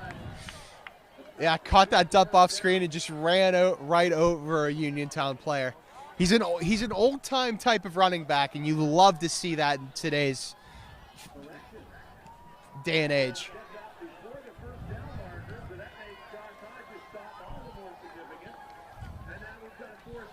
So it's not a first down as we thought it would have been, but he cut that just short. So the 4th and 2 coming for the Falcons. Is they're set up to still go for it. And that timeout called by the Red Raiders. At least it looks like it anyway. Not really sure what's going on. They're probably going to measure it. They may. They might. Cedric Lloyd, for the coach for the Uniontown Red Raiders, out on the field discussing with his players and the referees. Now heading back to his sideline. So 4th and 2, they're still going to go for it. Hands it off to Craggett, who gets up through for the first down and more. Up across into the red zone territory. It'll be 1st and goal for the Falcons. Just another pretty big gain there for Kyron Craggett. He's been the driving force of this game, both offensively and defensively. And if we were to award a Player of the Game award, it has to be going to Craggett. The way it stands right now, yes. We'll see where it goes from after this, but if he gets a third touchdown, I mean, we honestly have to. Yeah. But until then. Mayer with a fake handoff, and he powers it in himself as he runs into the referee. Josh Mayer with the quarterback run. Touchdown, Falcons. It was a good little fake end-around play. Mayer takes it right up the middle for the Connellsville touchdown. And oh my goodness, what a game. It's great to see when your quarterback can get a touchdown for himself. That's awesome. Yes. And to top it all off, the referee standing right in his way when he enters the end He zone. almost ran him right over. I thought he was going to. I thought he was too. Yeah, most of the time you see it and the referees end up tripping themselves. Yeah. So I thought that might have happened. Hammerly punches the extra point through. And that'll make it 28-3. With 2 minutes and 33 seconds to go here in the third quarter, the Falcons have now a comfortable lead in this game. That's right, they do. It's been all Falcons so far. Still have another quarter and some change, so let's see what happens here throughout the rest of this game.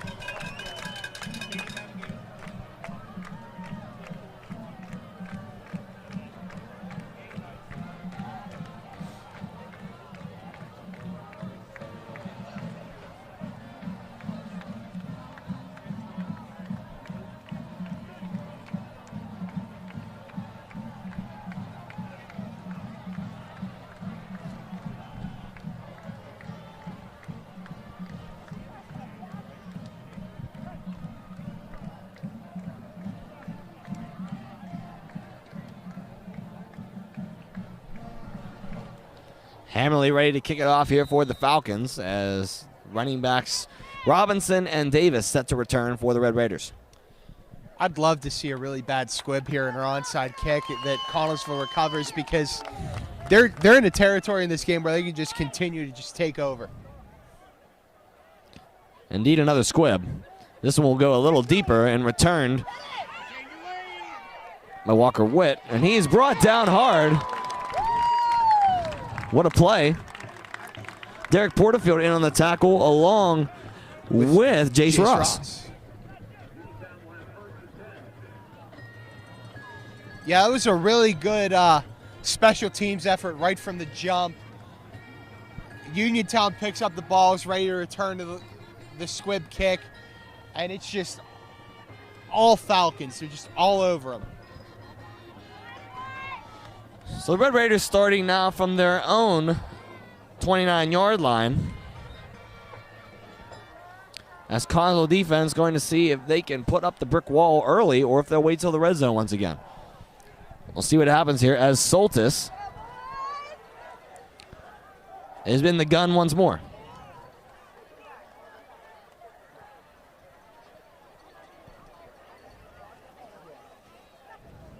Here's the snap. Looks to pass this time. Throws it out across the middle, and it's caught by Shiley. Brought down by two defenders, and Hooper comes flying in with Dyson Rogers. Rogers with a nice hit late on that play, but no flags. A good hit. Yeah, I'm honestly surprised. You just put the impact on the tackle. That's all it was. Yeah.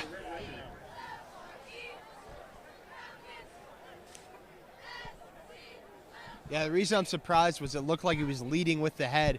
And these days, especially at the high school level, they're calling anything where you try and lead with the head. Absolutely. The concussion protocol is so high. Any hit to the head. So they're definitely calling those plays. Connellsville defense a little jumpy as Soltis sends a man in motion, and he's back to pass, but he hands it off to Davis. Left side run again. Davis has open space. Hurdles a man. As Dyson Rogers goes for the legs, what a hurdle by Davis. With a big gain there for the Uniontown offense. This has really been quite the running back showdown between Javon Davis and Kyron Craggett. But Davis has just nothing to show for it except for his yards. Davis has a lot of yardage. We do have an injured player there with Dyson Rogers down on the sideline for the Falcons, down near that Uniontown sideline.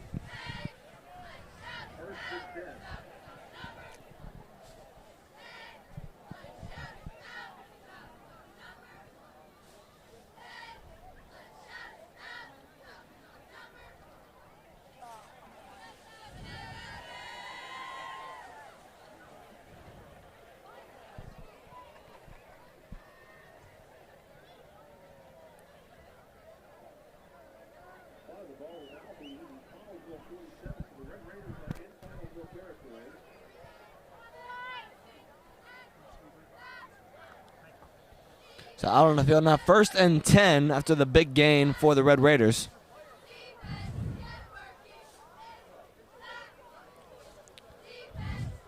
Kind of back into the huddle there, and no, they're still going to do. Dyson Rogers still down on the sideline.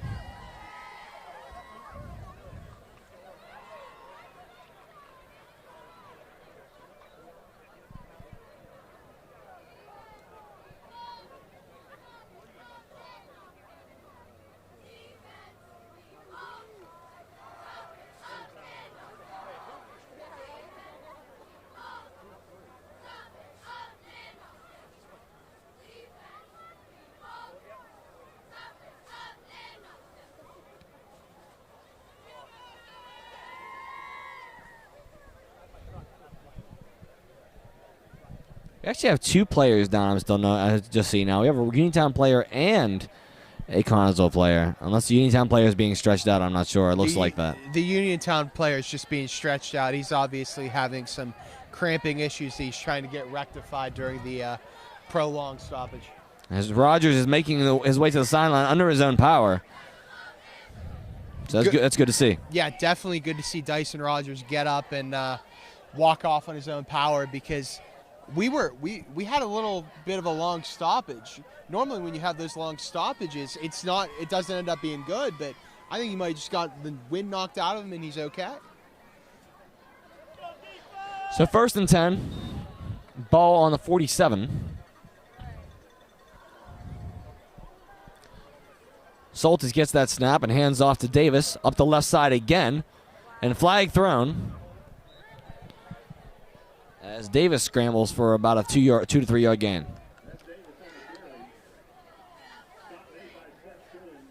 Yep, this one's going to end up coming back on a holding call. Holding call for the Red Raiders. That's another thing, too, with the penalties. Uniontown's had numerous penalties that's just drawn them back every time they seem to get the little thing going, and it just sets them back on that momentum every time. Yeah, exactly. I mean, I'd much rather, if I were a fan or a coach or a player, I'd much rather Uniontown get a holding call than hold it back, than like have some random personal foul occur. Right, yeah.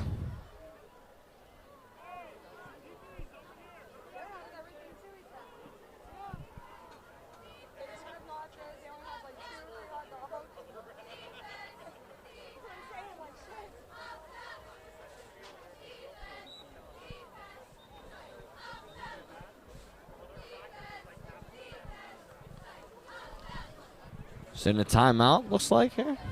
Cedric Lloyd, the coach of Uniontown, making his way out to the referee at midfield and discussing the things. Which Connellsville will also have a timeout within their team. But Cedric Lloyd, the coach for Red Raiders, is all the way out to midfield discussing with the referee on something. Yeah, he is out at midfield, but I think we should note that it seems very cordial. He's not very angry, very animated. He's just trying to plead a case. He's probably a little upset with the holding calls. He's had numerous ones of those this game so far. Yeah, and, you know, I feel like there's times when you get down in games and you immediately believe that calls are being lopsided. Yes. You know, officiating's out to get you, stuff like that. We see that a lot with a lot of different teams, especially in games that aren't so close. Exactly. And you see it very frequently in Yes. high school football. Absolutely.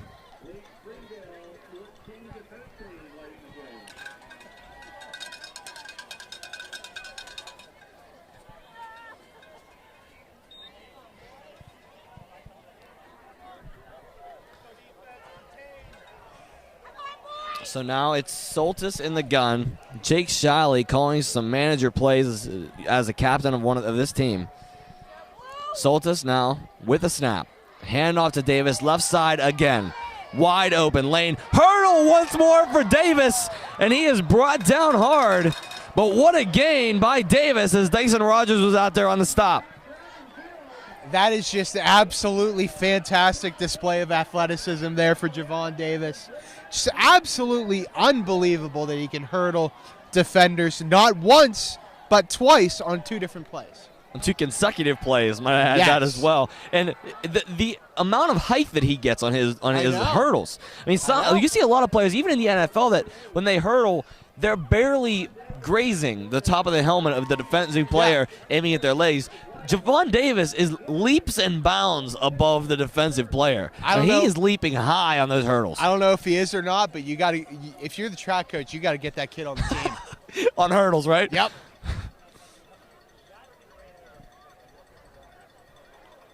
D1 hurdle recruit right there. Davis left again. This time not having his way. He's had his way a lot in this game on the left side. And a little scuffle on the ground again. Javon Davis is throwing punches. Javon Davis, after he was brought down, got up throwing hands at the defense of Connellsville. And flags immediately throwing after that. See, like I said earlier, I said it was going to get real chippy as it started to get later in this game. And it has with that for sure. Yeah, we're gonna have to wait and see what happens here. He was definitely throwing hands at the Connellsville defense. Because there's something's telling me this is not only going to be your traditional 15-yarder. This could be more. Yes. It's against Connellsville.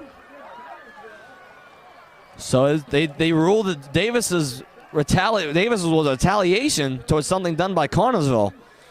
Could not see what was done by Connellsville, but I guess something was done.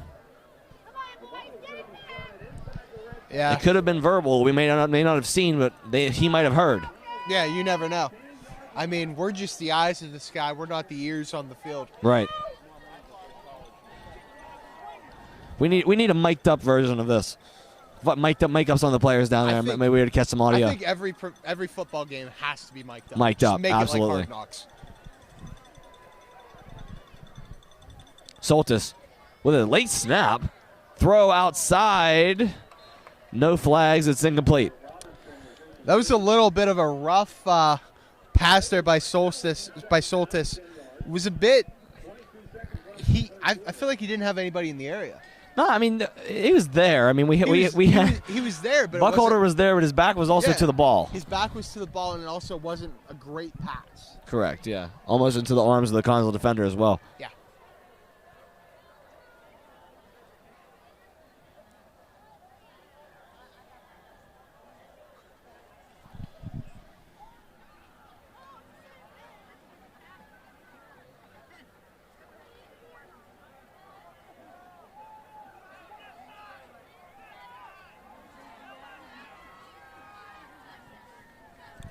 All right, we're getting into red zone territory here. Let's see what happens. Let's see if Uniontown can finally come through. Here we go. Soltis in the gun. Looking for their first touchdown of the game. It's a high snap caught by Davis on a high jumping catch. Trying to make some moves around, and he breaks free. He's brought down, but not after gaining more yardage than he originally would have had.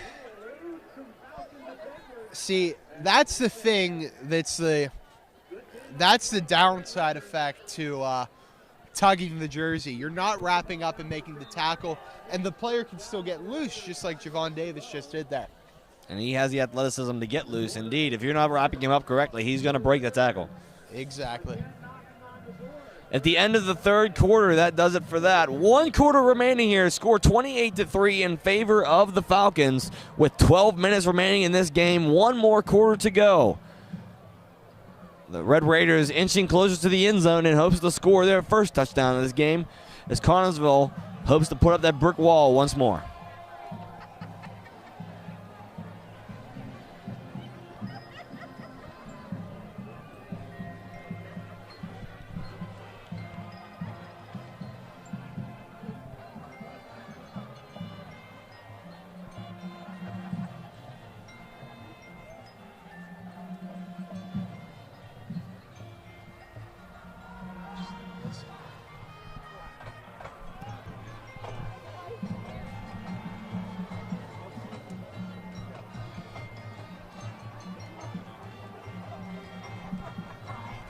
So into the fourth quarter here. Both bands battling it out with music as well. Connellsville and Uniontown both battling it out on each side of the stadium, playing little show tunes here throughout the stands. I give the edge to Uniontown, though. Connellsville went into some marching band stuff, and Uniontown just started, you know what? We're going to hit them with Old Town Road. Just absolutely just wild.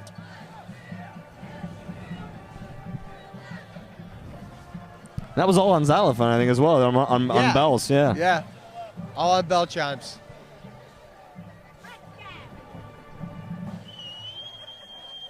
Soltis in the gun. And the defense jumps again. The hard count from Soltis gets him once more, and Connellsville fooled again by that hard count. Yeah, this one might end up costing them because it's going to be first and goal now. It looks like Uniontown's knocking on the door, getting ready to break this drought of not being able to score in the red zone. You know, an early touchdown in his fourth quarter. They have a lot of time. They could easily pull some momentum together and make this comeback. Definitely. They have a lot of time, a full quarter.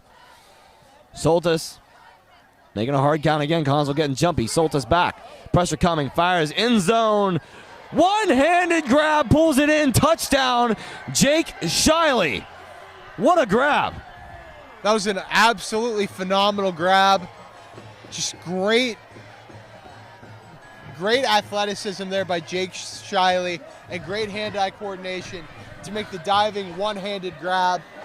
We got to try and get that man on SportsCenter. Oh my goodness! SportsCenter top 10 this week, and it's not even the first week of the high school season. SportsCenter doesn't have that much right now. They can put one on. Yeah, they can put one on. We're in the off season. Yeah, they can put all one they on. have is baseball. So yeah, you can add football to it. Let's get some high school football on SportsCenter. I mean, he has the potential to make the catch. He made one down here on this side of the field earlier. The extra point is up. And no good. Left of the upright. So 28-9 is your score right now with the missed extra point. But a touchdown indeed. The first touchdown pass of the game for Craig Soltis, ending up in the hands, or should I say one hand, of Jake Shiley with an amazing gravity end zone. That's right, TK. And like you said earlier, there's still enough time for Uniontown to come through, string something together. They just need to get a couple key stops on defense, and they'll be in business for potentially coming back in this game. There is a potential. If Connellsville can score here, though, that could be a... Could be over. Could be could be the nail in the coffin. Could be what I like to call Goodnight Moon.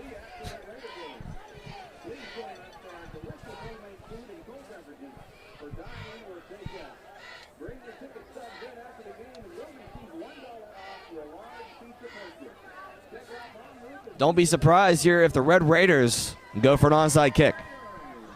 Or a squib in a way. That's right. They need all the momentum they could get, so try and force it with your hands, team.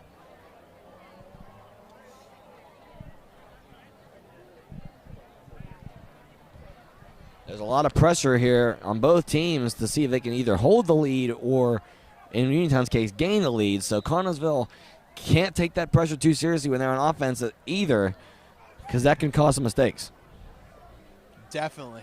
As Uniontown trying to fire themselves up here. It was Josh Bass out there trying to fire it up. As a deep kick back for Craggett, who muffs the kick he's got to return. He makes some moves, shakes some tackles, plowing through some people and running forward as he's drugged down around his own 10 as Craggett is down. Yeah, and he gets himself up. That's a good sign. But he is limping out the field again. He was thrown down hard after that tackle. Yes, he was, but the Falcons were flirting with disaster there by that muffed return by Craggett, and he did a little shake and bake, tried running up the middle, tried running through some people, and he got a somewhat decent gain out of what could have been a disaster scenario for the Falcons. So at 1st and 10 from their own 13, Josh Mayer, one man back, sends Hooper in motion and does toss it to him. Hooper makes a cut and makes another cut, and he has space. Ahmad Hooper, double cut and brought down out across midfield to the 47-yard line. before he's brought down. Ahmad Hooper with a nice gain for the Falcons, getting them out of that deadly territory near their own goal line. There's one thing about this Connellsville team. They're so clutch whenever they get themselves in a bad situation. We saw it last drive with Mayer throwing the deep ball, and now we see it here with Hooper having a really big run. So here we go from their own 46 of the Red Raiders. Mayer double fakes a handoff, and McBride is going to take off left. McBride has space, but a flag on the play as he's brought down out past the 30. This looks to be a block in the back clipping call on the Falcons. Yeah, if that's the case, that's a very unfortunate call for the Falcons because it looked like they could have really started to just metaphorically run away with it here. They had a nice game, but that was definitely, from my perspective, a block in the back call. Looked to be on Marietta.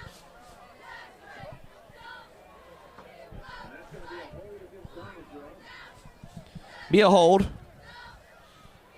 Pretty much the same type of deal. Yeah. A little less of a yardage penalty, but Yeah. Remains first down for Connellsville. Ball moved back to their own 49. first and 15 now for Connellsville from their own 49 after that holding call. 10:42 to go here in the game. Mayer sends Hooper in motion. Instead hands it off to Craggett, who spins off a tackle, stiff arms a man, and he is still going. Up across the markers for the first down, out to the 33-yard line. Craggett can do it all, man. We see him running through guys. He just spinned a guy out, continued to run upfield for a huge gain. And stiff arm another one. And he Put him threw on the out ground. a stiff arm. He's throwing out the entire bag of tricks here tonight at this Red Raiders defense. But everything that you've seen from Craggett is what makes a star running back, and he is definitely showing them what he has tonight. Absolutely.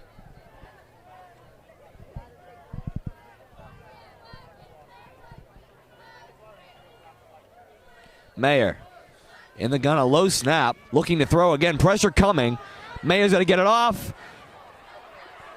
And he goes down for the sack. Couldn't get the ball off in time. The Red Raiders defense was in there quick as soon as Mayer was rolling out from the pocket. Yeah, they were all over him. I think it was the wiser choice to just go down and take the sack rather than throw it and make a mistake and potentially throw an interception or get a intentional grounding call, because that's the last thing you want in this game. At this point, when you have the opportunity to just go and run away with it. And almost like those yards the Craggett just picked up are erased now. Yeah. With that sack. It's 2nd and 22 from the Falcons' own 46. They need a big play here to get those yards back. Mayer has Craggett back. Sends Hooper in motion as he's done most of the plays tonight. Looks to throw. Throws it out. Craggett brings it in one hand and only gets about a yard or two out of that. We can add another one to the arsenal of Kyron Craggett, the one-handed snag. He's also Saquon Barkley with that one-handed grab that he had last season. Remember that? Yeah, yeah. In Penn State 2 years back? When he had that one-hand grab, he just grabbed and ran it for a touchdown. He's showing him same skills with right there. Craggett honestly reminds me a little bit of Saquon Barkley, yes. In the regard that he's not just a one-dimensional back. He can be a hard-nosed power back, but he can also be a style back and make you miss by making all these crafty and shifty moves. You see a lot of different traits from a lot of different backs within Craggett. You see some Saquon Barkley. You see some Le'Veon Bell. You see some power moves. I mean, another stiff arm from Craggett, but gets drugged down anyway. But what a move as he continues to impress here tonight. This is just an absolutely phenomenal performance by Craggett. He's putting on a clinic. It's been quite a show to watch. It's been a treat.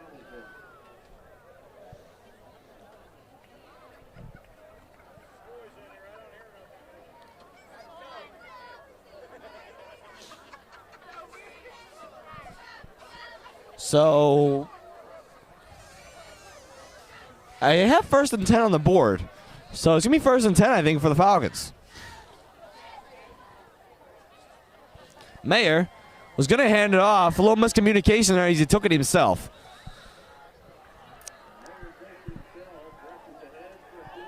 Yeah, I'm not really sure what the case was there, but you could tell there was a bit of a miscommunication. But Mayer just said, you know what, guys, I got this, and he took it up the field for a short gain. Any gain's better than no gain. Or a loss. That's true. We'll take him any. Something's better than nothing. Yeah, exactly.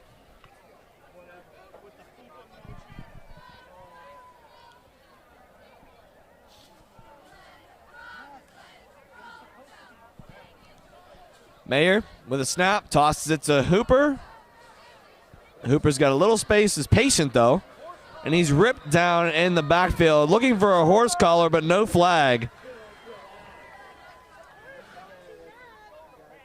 Yeah, I was actually very surprised by that. You know, the Connellsville fans were calling for a horse collar, but just to no avail. So it's going to be 3rd and 11 here for the Falcons, looking to try and make another big comeback on a drive that seems lost. And they've done it so far this drive, so we'll see if they can pull it off again here. He has Schultz in the backfield with Mayer. Hooper out to the left. McBride and Rogers out left as right. Throws it end zone, looking for McBride. Not quite, as McBride just can't get to it. A little overthrown there. Just a little overthrown, but still, it was a great risk. He was wide open, but you know, if that's a perfect pass on a dime, that's caught for a touchdown. That's most definitely a touchdown. So Connellsville deciding what they want to do here as they bring some players onto the field.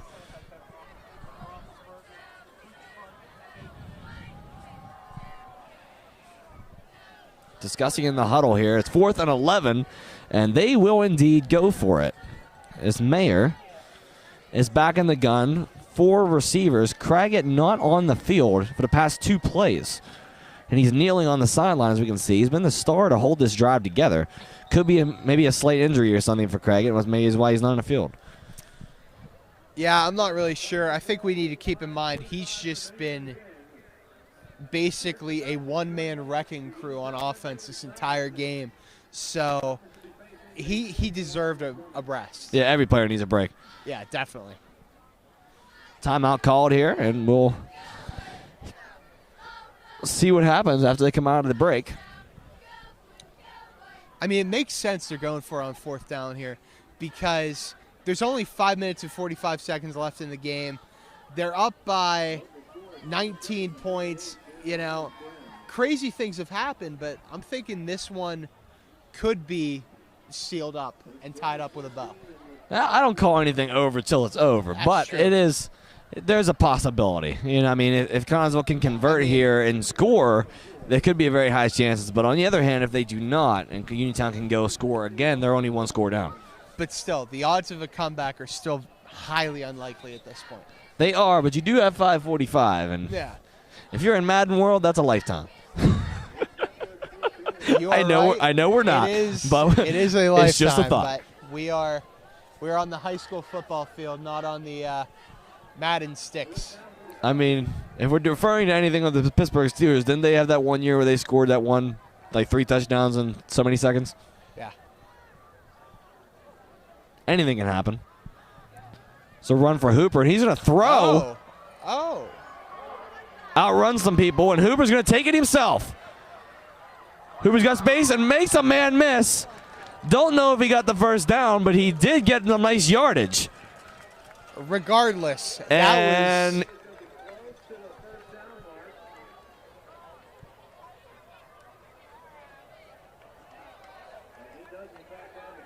he has the first down. They'll move the sticks. That was an absolutely phenomenal play. Absolutely fantastic. He just made it all happen himself with his legs. He did. Whenever all hope seemed lost. When he went to the right side, there was nothing there. He was looking to be a hindback pass. Yeah. But then had to cut it back right. Had to cut back to the left. My mistake, and take it to himself.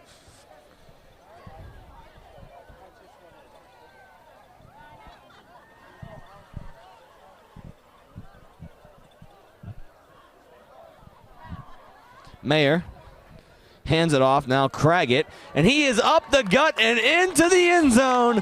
Once again, Kyron Craggett making a name for himself tonight for the Falcons. That's right, TK. He's really making a name for himself. He's been an absolute force on this field tonight, and just continue to have yourself a night. Kyron Craggett, absolutely phenomenal performance thus far. I think we can now officially declare him player of the game tonight. Yes. Yes, we I know you've can. been waiting for that, so I think we can Yes. finally declare Kyron Craggett our player of tonight's game. Yes. 3 touchdowns and well over 100 yards rushing. I think almost 200 yards rushing. Yeah. And a bad snap results in a kick that is no good for the extra point. Yeah, he didn't get the field goal, the extra point, but he almost kicked it into the soccer net. A goal's a goal. Yeah, a goal is a goal. So going to retry the kick. I believe there was some kind of miscommunication there on some end. So Hammerly will get a second try on that point after attempt.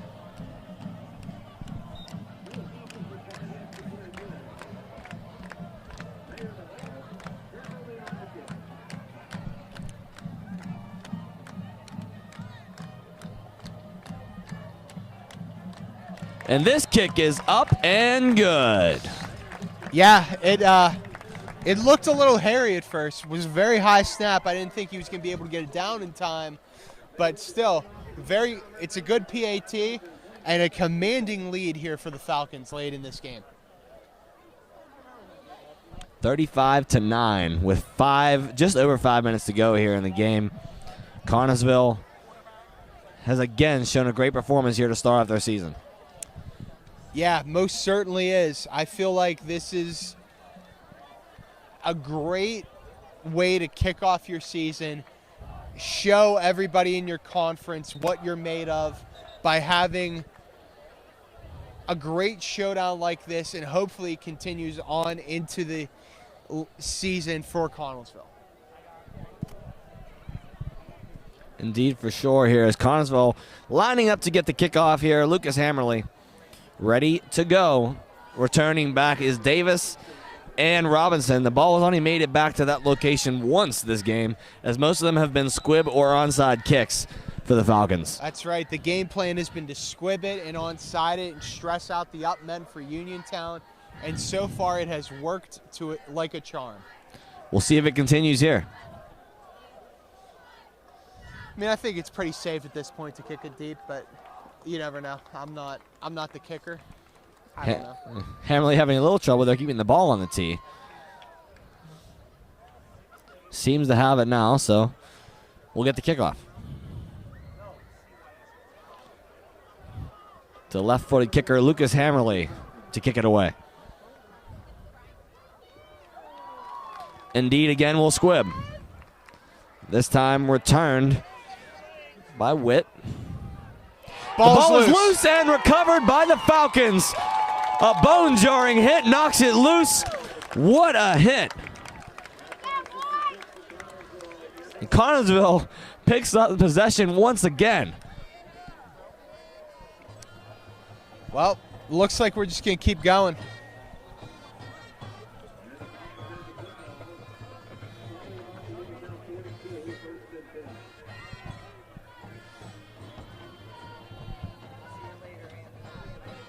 So Falcons regain possession here with just over 5 minutes to go.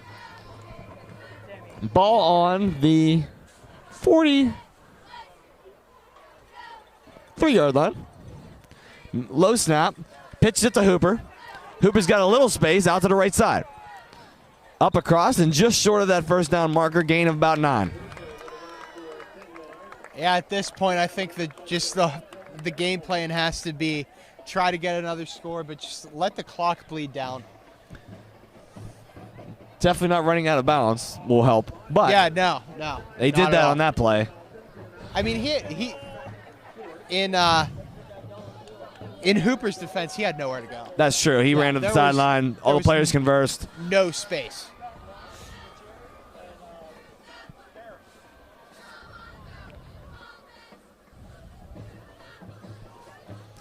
Here is Mayer now for the snap.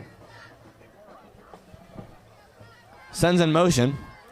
Gives it to Dyson Rogers, his first carry of the game, and Rogers has some space. Dyson Rogers making his way up through.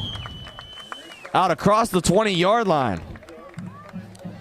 That was a pretty big gain there for Rogers, who's been a force on defense. Now he's getting involved in the offensive game a little bit. So It's good to switch up positions. yeah, definitely. Good to just be a well-rounded player and be an athlete.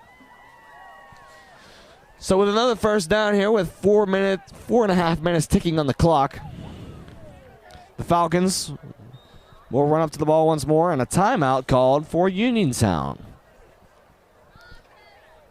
Yeah, sometimes when you get down here late in the game, it might be a runaway. If you're a coach of that team that's getting blown out, what's the strategy? I mean, is there a strategy to try to get something still good out of this game? I mean, I think you got to just try and look for the little victories at this point because, you know, there's no way you're going to be able to come back in this game.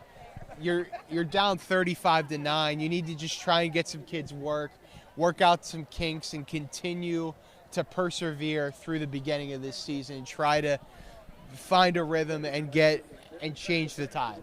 You know, there's a lot of teams, too, that look at, you know, executing plays. You know, sometimes it comes down to these times in the game where, you know, they're down big, but they still don't want to see their players slacking off. If the players slack off, that's an easy way for a coach to say they're not giving effort just because they're down. They want to make sure that they can still execute their plays well, still continue to work as a team and get things done, because if not, you're not improving your point. You're not improving your point in any way just by taking the loss. Yeah, that's the thing I think a lot of coaches look for. They look for the guys on their team who have the character to continue to give 110% while you're getting blown out. And a little miscommunication, but ends up handing it off to Hooper, who does get some space. And Ahmad Hooper takes off right side into the corner for the touchdown. Hooper with his first of the game for Connellsville as they continue to run the score up. That was a great play. It started off looking very, very bad, but yes, it's just Connellsville's night tonight. Everything has gone right thus far, and just they're going to keep on keeping on here. They had a little miscommunication that started that play between all the running backs in the backfield with Mayer, but able to get it to Hooper, and he made some way to get through there, and a flag called.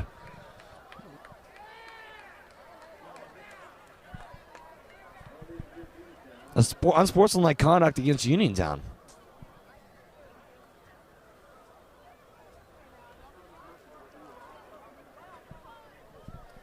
That's those things you hate to see late in games like this. Stress just gets to you. Yeah, it gets to you. But like, if I'm a coach, you gotta instill in your guys you win and lose with class. You do. You gotta know how to handle loss, handle win, and handle it all. Yeah, handle the highs, handle the lows. So they're gonna kick the extra point here. Hammerly gets it up and good, as he was run into after that kick by the defense, but makes it anyway. And it'll be a score of 42-9 with 4 minutes and 20 seconds to go. We have an injured player on the field for the Uniontown Red Raiders. Slow to get up. He will get to his feet, but not without a little assistance from his teammates.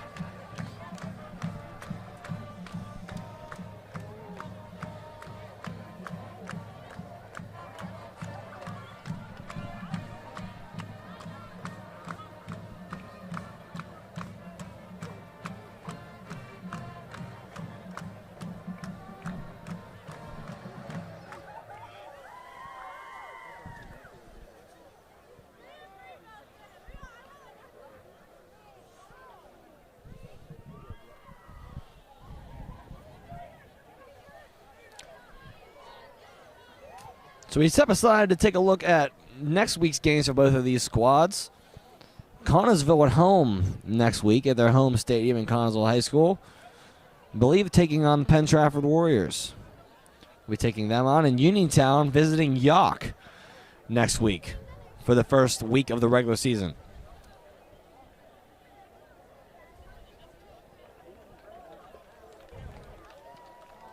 As Uniontown player making his way off the field with some assistance from the coach and the trainers.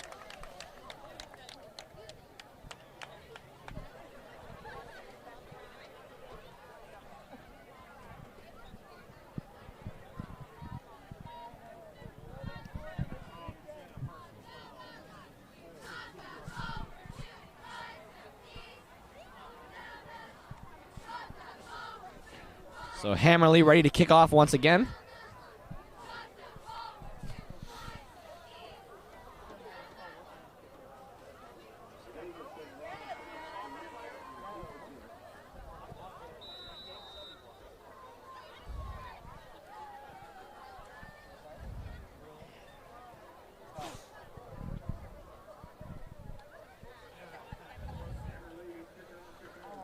Here is Hammerly.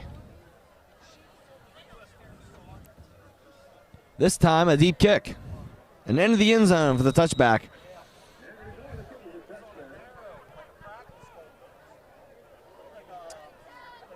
Uniontown will take over now. Yeah, I'm expecting a pass-heavy offense here for the rest of this game for Uniontown. Probably just trying to get something going. Try to get it quicker down the field. However, that run game does seem to work. Yeah. So they can get a consistent run game going, maybe a no-huddle offense, keep the defense on their toes. Maybe they can move the ball down the field pretty quickly. Yeah, the only issue is with the run offense is their run offense is giving them so many big gains, and whenever you run no huddle, you got to get all the guys down the field super fast. That's true. It wears them out quicker. Exactly. So Soltis back in the gun, 3 receiver set. This time he does pass. Goes deep and incomplete, looking for Jake Shiley.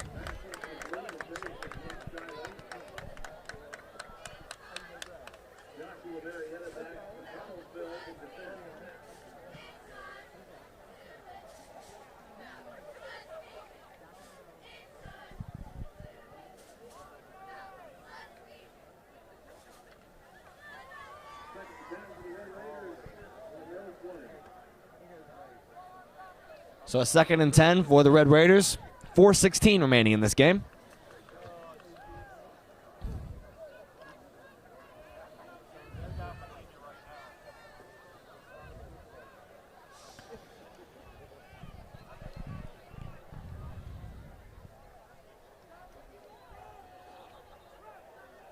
Soltis, handoff. This time to Davis, and he's got space, looking to hurdle again, but inside decides to pull it down. Davis gets a big gain out across the 40 to the 42 before he's struck down by the Falcons. As time will roll on the clock with that.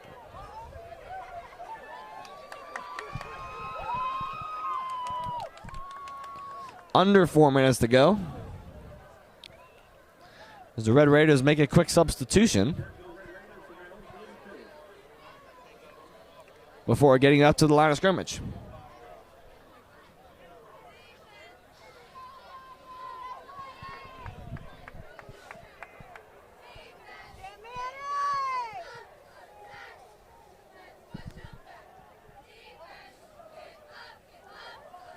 Hand off to Robinson. Sheds a tackler. Gets up through for some space. Is still going.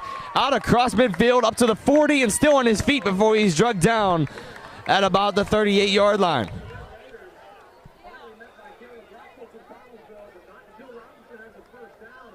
Another first down here for the Red Raiders. Moving on that run game, Doug. Not really focusing on pass too much, but continuing to move that ball on the ground. That's right. I mean, they did try to address the pass game a little bit, but that single pass play on this drive looked like a absolute disaster. So stick to what's been working. Try and maybe score one more touchdown. See what happens. Yeah, see what happens. Soltis with 3:21 on the clock as the clock stopped when he ran out of bounds. Run by Davis as he's got some space again left side. Shakes off a tackle and a flag thrown. And this one's going to be against Uniontown. Yes, it is. Looks like it's going to be a block in the back. I got to say, though, I think it's impressive how the official's throwing his flag. He's just not throwing it up in the air. He's like just whipping it out. Yeah, he was on the sideline near the 20-yard line, and that flag made it all the way out to the middle of the field at the 40. Or no, the 35. My mistake. Like he threw that flag. Yeah, he lobbed it.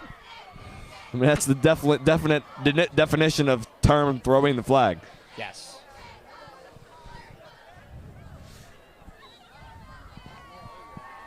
Maybe he was a quarterback back in the day. You never know. Yeah, you never know. I mean, most of these officials are normally former football players, so. Or something involved with the sport. Exactly. Soltis with another snap, looking to pass this time, rolling right. Fakes it, pulls it down, throws it this time, and this one, oh, after a battle for it, it's pulled in by Jake Shiley. What some effort there to get that ball around the defender and into his own hands. That was an absolutely impressive effort there by Shiley. Looked like it was going to go right off the Connellsville defender's back, but Shiley just came in, said, "Give me that," and just corralled the ball right in. He's shown some impressive skill on that, in the wide receiver position for that Uniontown team so far this game. Yes, he has. He's been one of the very few bright spots for this Uniontown team so far tonight, both on offense and defense.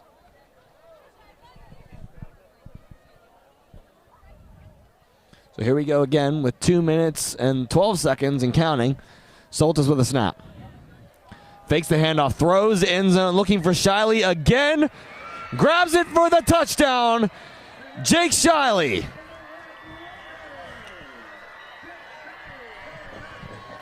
At this point, it could be a matter of just getting the touchdown, but still, they have scored again. Yeah, we'll chalk that up as a nice little moral victory there for the Uniontown Red Raiders, but Shiley has been absolutely fantastic tonight. He's really been balling out so far for this Red Raiders team. So with just over 2 minutes to go, the Uniontown Red Raiders have put their second touchdown on the board. Could be a little too late, but they do have some time left to maybe put something together here. 42-15, pending the extra point. Yeah, it is probably too little too late here, but the goal is to always try and make the score look more respectable. Absolutely. Make it look less like a blowout and more like you guys actually battled and fought and just came up short.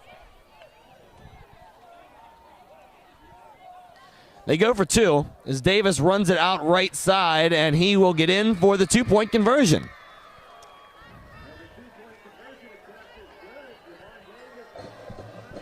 (42-17) now with 2 minutes to go here in the game. As Falcons will be returning.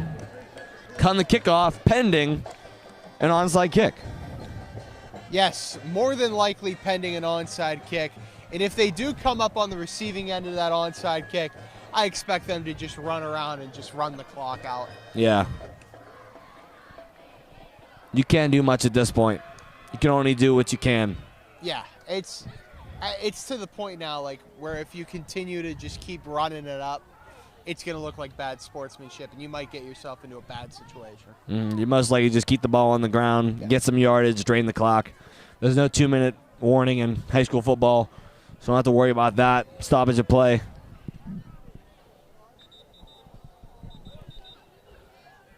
The kickoff ready here in this game.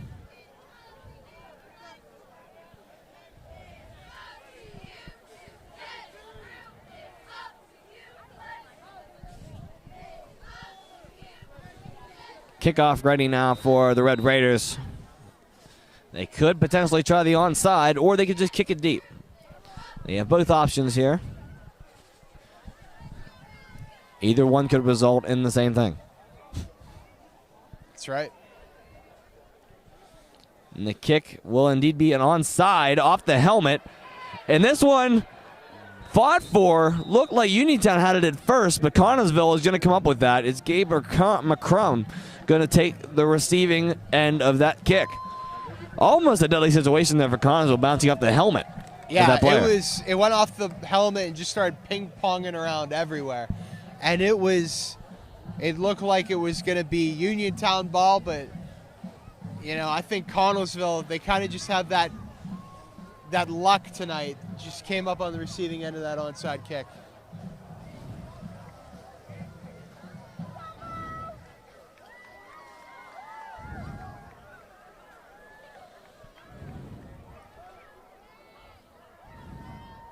So Connellsville with a low snap, muffed handoff, but Connellsville is going to fall on it as the time is going to continue to roll. That was a handoff looking for number 42, Chad Jesko.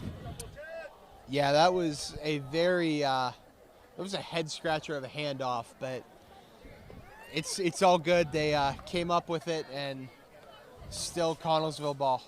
Connellsville's got some young players in there, now giving them a chance to get on the field and get some playing experience here with the commanding lead and the time running on the clock, under a minute and a half now to go. 42-17, Connellsville. Yeah, that's the key. Get the JV kids out here whenever it's a blowout, because they are the future whenever these juniors and seniors move on and pursue their college careers. There's a handoff now. And this run was kept by Bo Bigham out to the left side. He faked the handoff and kept it himself. He's a freshman. What a run there by the freshman quarterback.